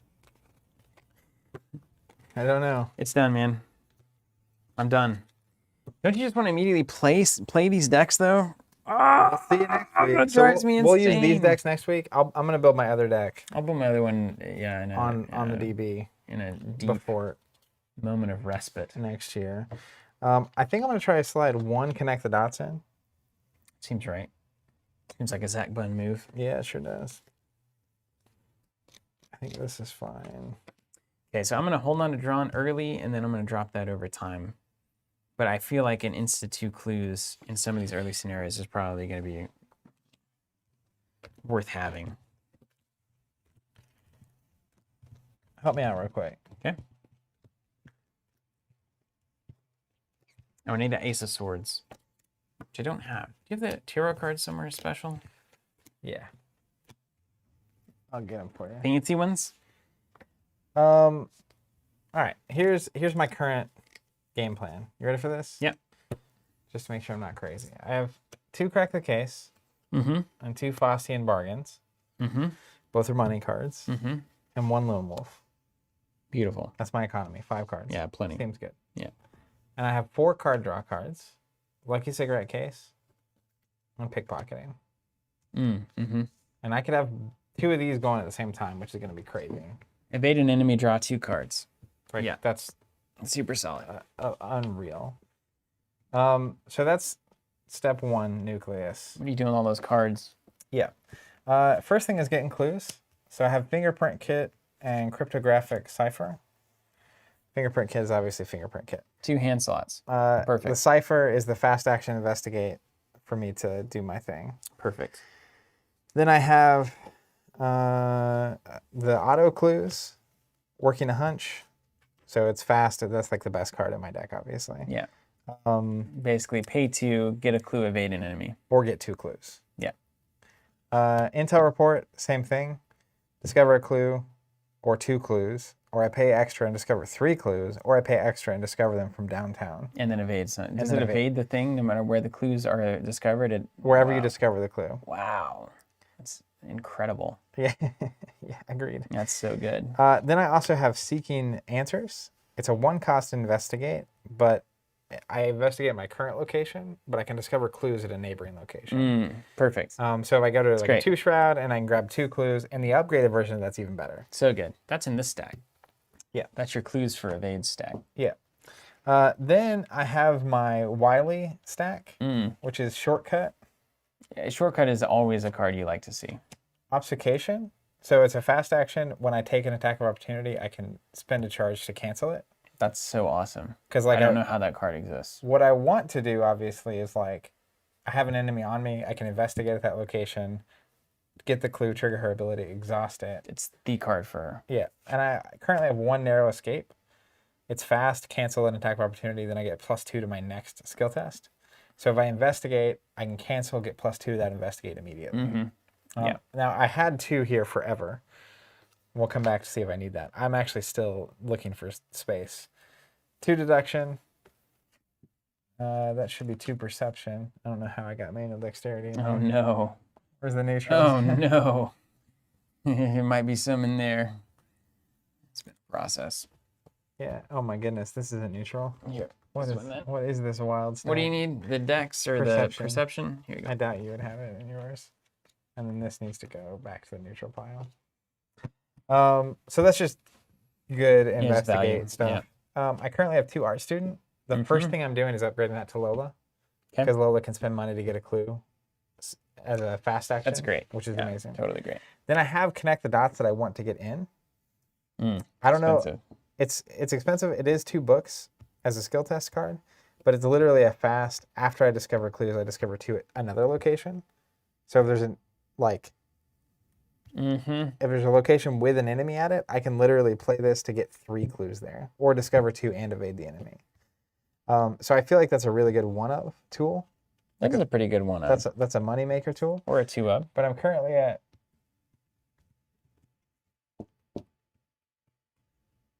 You're gonna be like downtown clue evading.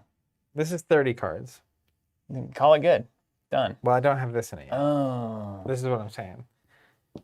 And I don't know. Just drop like a perception or something. What are you gonna cut when you start upgrading? So the first thing is Lola's going on top of art student. Yeah. Then I have seeking answers that's replacing seeking answers. Then I have where is it at? This gem of a card, stirring up trouble. As initial cost to play it, you add curse tokens to cast value equal to the shroud of my location. Discover 2 clues of my location for free, which I like. I'm gonna hose us. I also technically have upgraded perception. And then that is where I end my Upgraded perception, just draw 2 if you succeed by more. That card. cards I really like are 1-of hot streak, pay 3, gain 10. Which would I'd probably replace a economy card with that, like this 0 for 5 with the bad tokens as an example. Yeah, that's an easy replace. Yeah. Other cards I really like are like a 1-of extensive research. Discover 2 clues. Yeah, you got it. It's all that stuff. Wait, Technically, that's not an experience card. Oh, it is one. it is Yeah. one. I have upgraded shortcut just in case I want it. Other cards I really like are Sure Gamble. 2 cost fast. Yeah, these are all just, you can throw them into anything you want. And then I also have 3 experience Ace in the Hole, which is 0 cost, take 3 extra actions, fast. Yep. Generically Yeah, good. just always good. I think weakest cards, just looking at it, Perception, probably. You've already got like 4 draw engines here. And a card that's just drawing you Yeah, cards. that's actually totally true. Not that big of a deal. What I might do is drop 2, Mm-hmm. add a Connect the Dots, which replaces the icons, and then also get another Narrow Escape. Yeah, I'm into that. And then you might think about picking up that tarot card that's plus Book. because like we're not really lighting the world on fire with our book stat, are we? You're at 4, and I'm only a 3 fight on my main. So like, My plan is to auto clue on the hard ones. yeah, that's my plan too. And like I have ways around, right? Like seeking answers on either one lets me do it. My free clues let me do it. My intel like, and if I really need it, the Cypher can actually go -2 Shroud if I don't need it to be fast. Yeah, as that's long true. As I need to get in there. Yeah. Yeah. Yeah, that looks great. I think KH is right. Do you want to look at this mess that I built over Yeah, here? I want to understand. Understanding your deck is really helpful while we're actually playing. Yeah. You and me both. Okay. So important to note just the ability that we're working with. Mary's going to have 2 blessings in. She's going to add 1 at the end of every turn. She gets a superstar. She's going to add 1. So at the end of every round, there's another blessing token in the bag. Yes. She draws Guardian Angel. She plays it, soaks damage, puts blessing tokens in the bag. So like blessing tokens in the bag. Okay. I know it's hard to understand. I get it. I like it. So for economy, we've got 2 Rite of Sanctification. How does it work? So the way that's going to work is at the beginning of the game, ideally, I'm going to grab 2 to 3, maybe 5 blessed tokens out. Do you start the game with any in? I start with 2 in. Okay. Yeah. So I might wait until the end of the first round if there's not. I do have 2 Tempt Fates, which I'll Tell me how this all works. get into the idea here. So this is also just a 0 cost. Put 2 bad ones and 3 bad ones, 3 good ones in, and replace it. So even though like it's still increasing the likelihood of drawing a blessed token because you're adding 50% of your additions or blessed tokens, and the bag doesn't start at 50% at all. Yeah. And it's leaving the odds of the bag roughly the same at that moment. That's right. So if you play this and then play the Rite as your first 2 actions, this one's fast. So your first action is Rite of Sanctification, -2 as you play cards, and then you put the blessed tokens back in the bag. So like play a 3 cost card, it costs 1, put the blessed back in. So you're getting incredible economy up front. But you got to see it early, right? Obviously.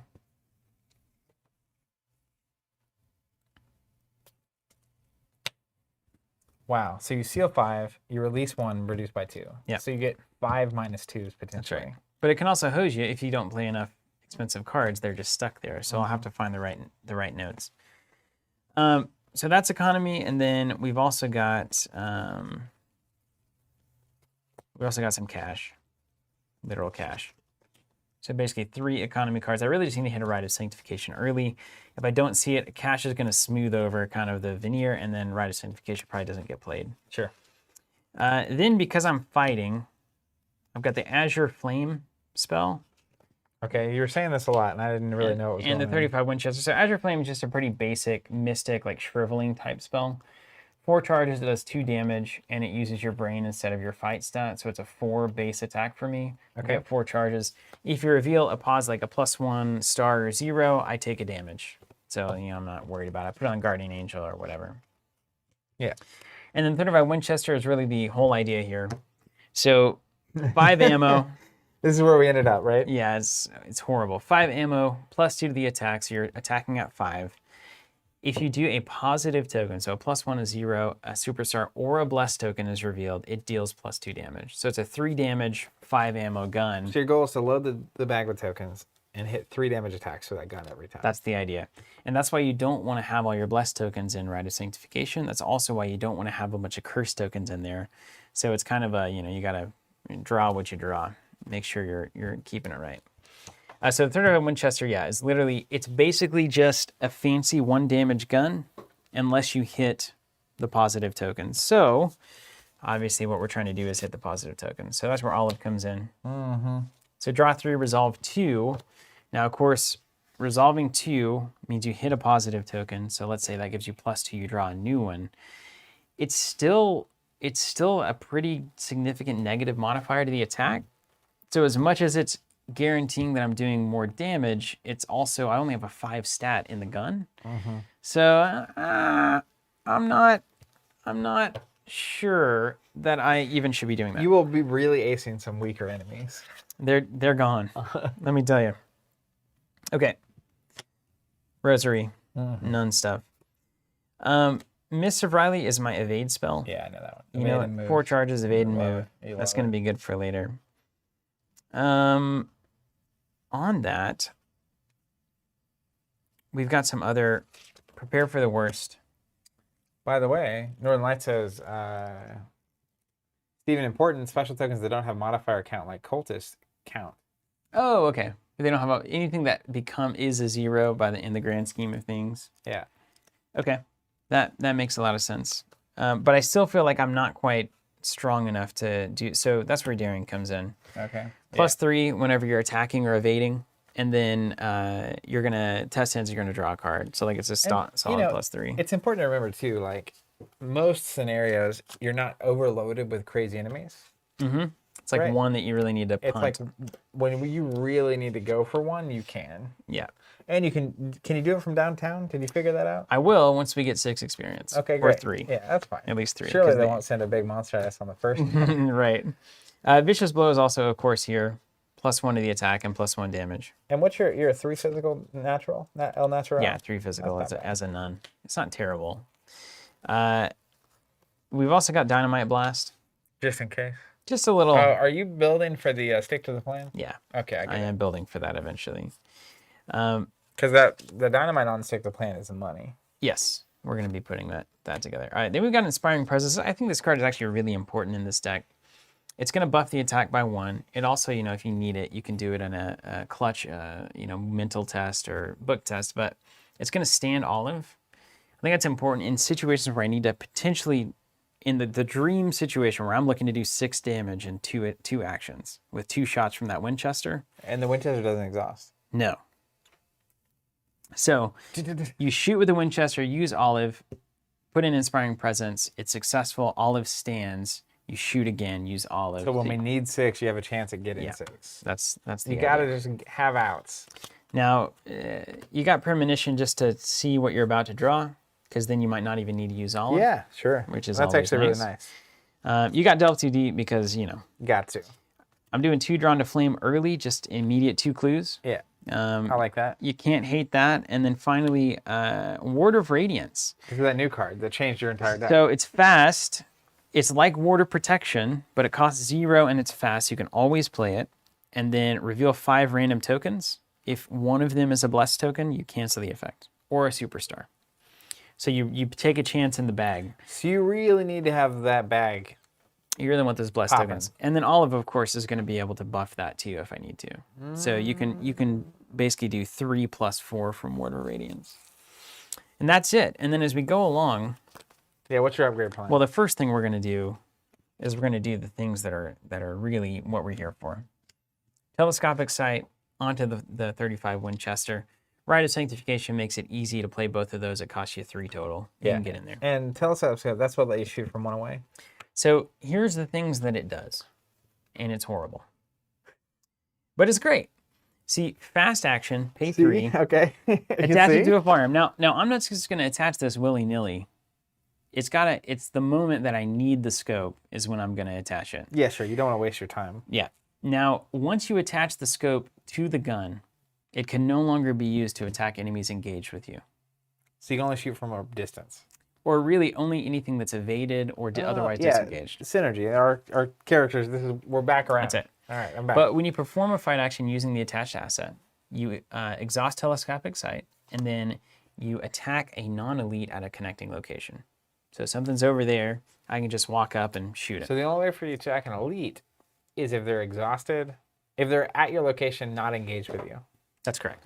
Or that's it. Or just don't play it if there's a big elite monster, you know. But like the big elite monsters that have a lot of health, you're going to basically need me to be engaged with or me to have evaded somehow. Yeah, I think we're going to have to evade them Which a is lot. fine. I mean, That's where the I miss have comes so in. many tools. You have them as well. Yeah, that makes we have a lot of evasion actually. It's We good. got some good evasion. Or you just Azure Flame them 3 times. And Keenblade says this deck is either going to be a disaster or legendary. I cannot wait to see it. Yeah, that's a line that we like to ride. That is exactly the line. Now, in the situations you might be saying, well, what about those big enemies? That we're going to introduce Marksmanship there. Fast, activate a firearm or a ranged asset. It can attack an enemy connecting location. It ignores the leaf and retaliate, and it does +1 damage. So you could do 4 if you throw in like Vicious Blow. You're doing 5 damage. Then we're going to upgrade Vicious Blow. That's 6 damage. Oh my! You could, dude. You're a sniper. We're You're gonna sniping put none, man. custom ammo on it. That's 7 damage and +2 on the ammo. You know what? I actually am very fond of this. I think between miss and then my general randomly evading stuff across the board, it's gonna be hilarious. Actually, I'm gonna roll in with that Winchester. we're just because Clean up. I also can snipe some clues from downtown. So like I'm sniping clues from a distance and exhausting. So like the kind of situation where we have like a location between us and the big enemy there, and it's like I grab some clues and exhaust it. You walk up and shoot it. It's so good. It's gonna be so good. And then of course we're gonna bring in Stick to the Plan. We're gonna upgrade the Dynamite. And then Stick to the Plan can go a lot of different places. It's probably got custom ammo, probably a Dynamite Blast, and then I'm just gonna kind of feel the game out. Wait, what's the card that lets you play the stuff for -1? I don't think I need it because of Rite of Sanctification. It's already doing the play something at -2. So like it's kind of already filling that role as compared to if I could, for instance, get the Prepare for the Worst, so the Gun Search, or I could put a Marksmanship here so I can always shoot one away. I do like the gun search. Yeah. Just to be able to go guarantee you get it. So I can make sure things happen. So that's my plan. Now the deck is really built. It started with the 35 Winchester, but it's really built around like the gun that everybody just thinks is awful, the Springfield M1903. And you can see this is where we'll have to kind of. I might end up making the switch. Same cost. One of them costs some experience.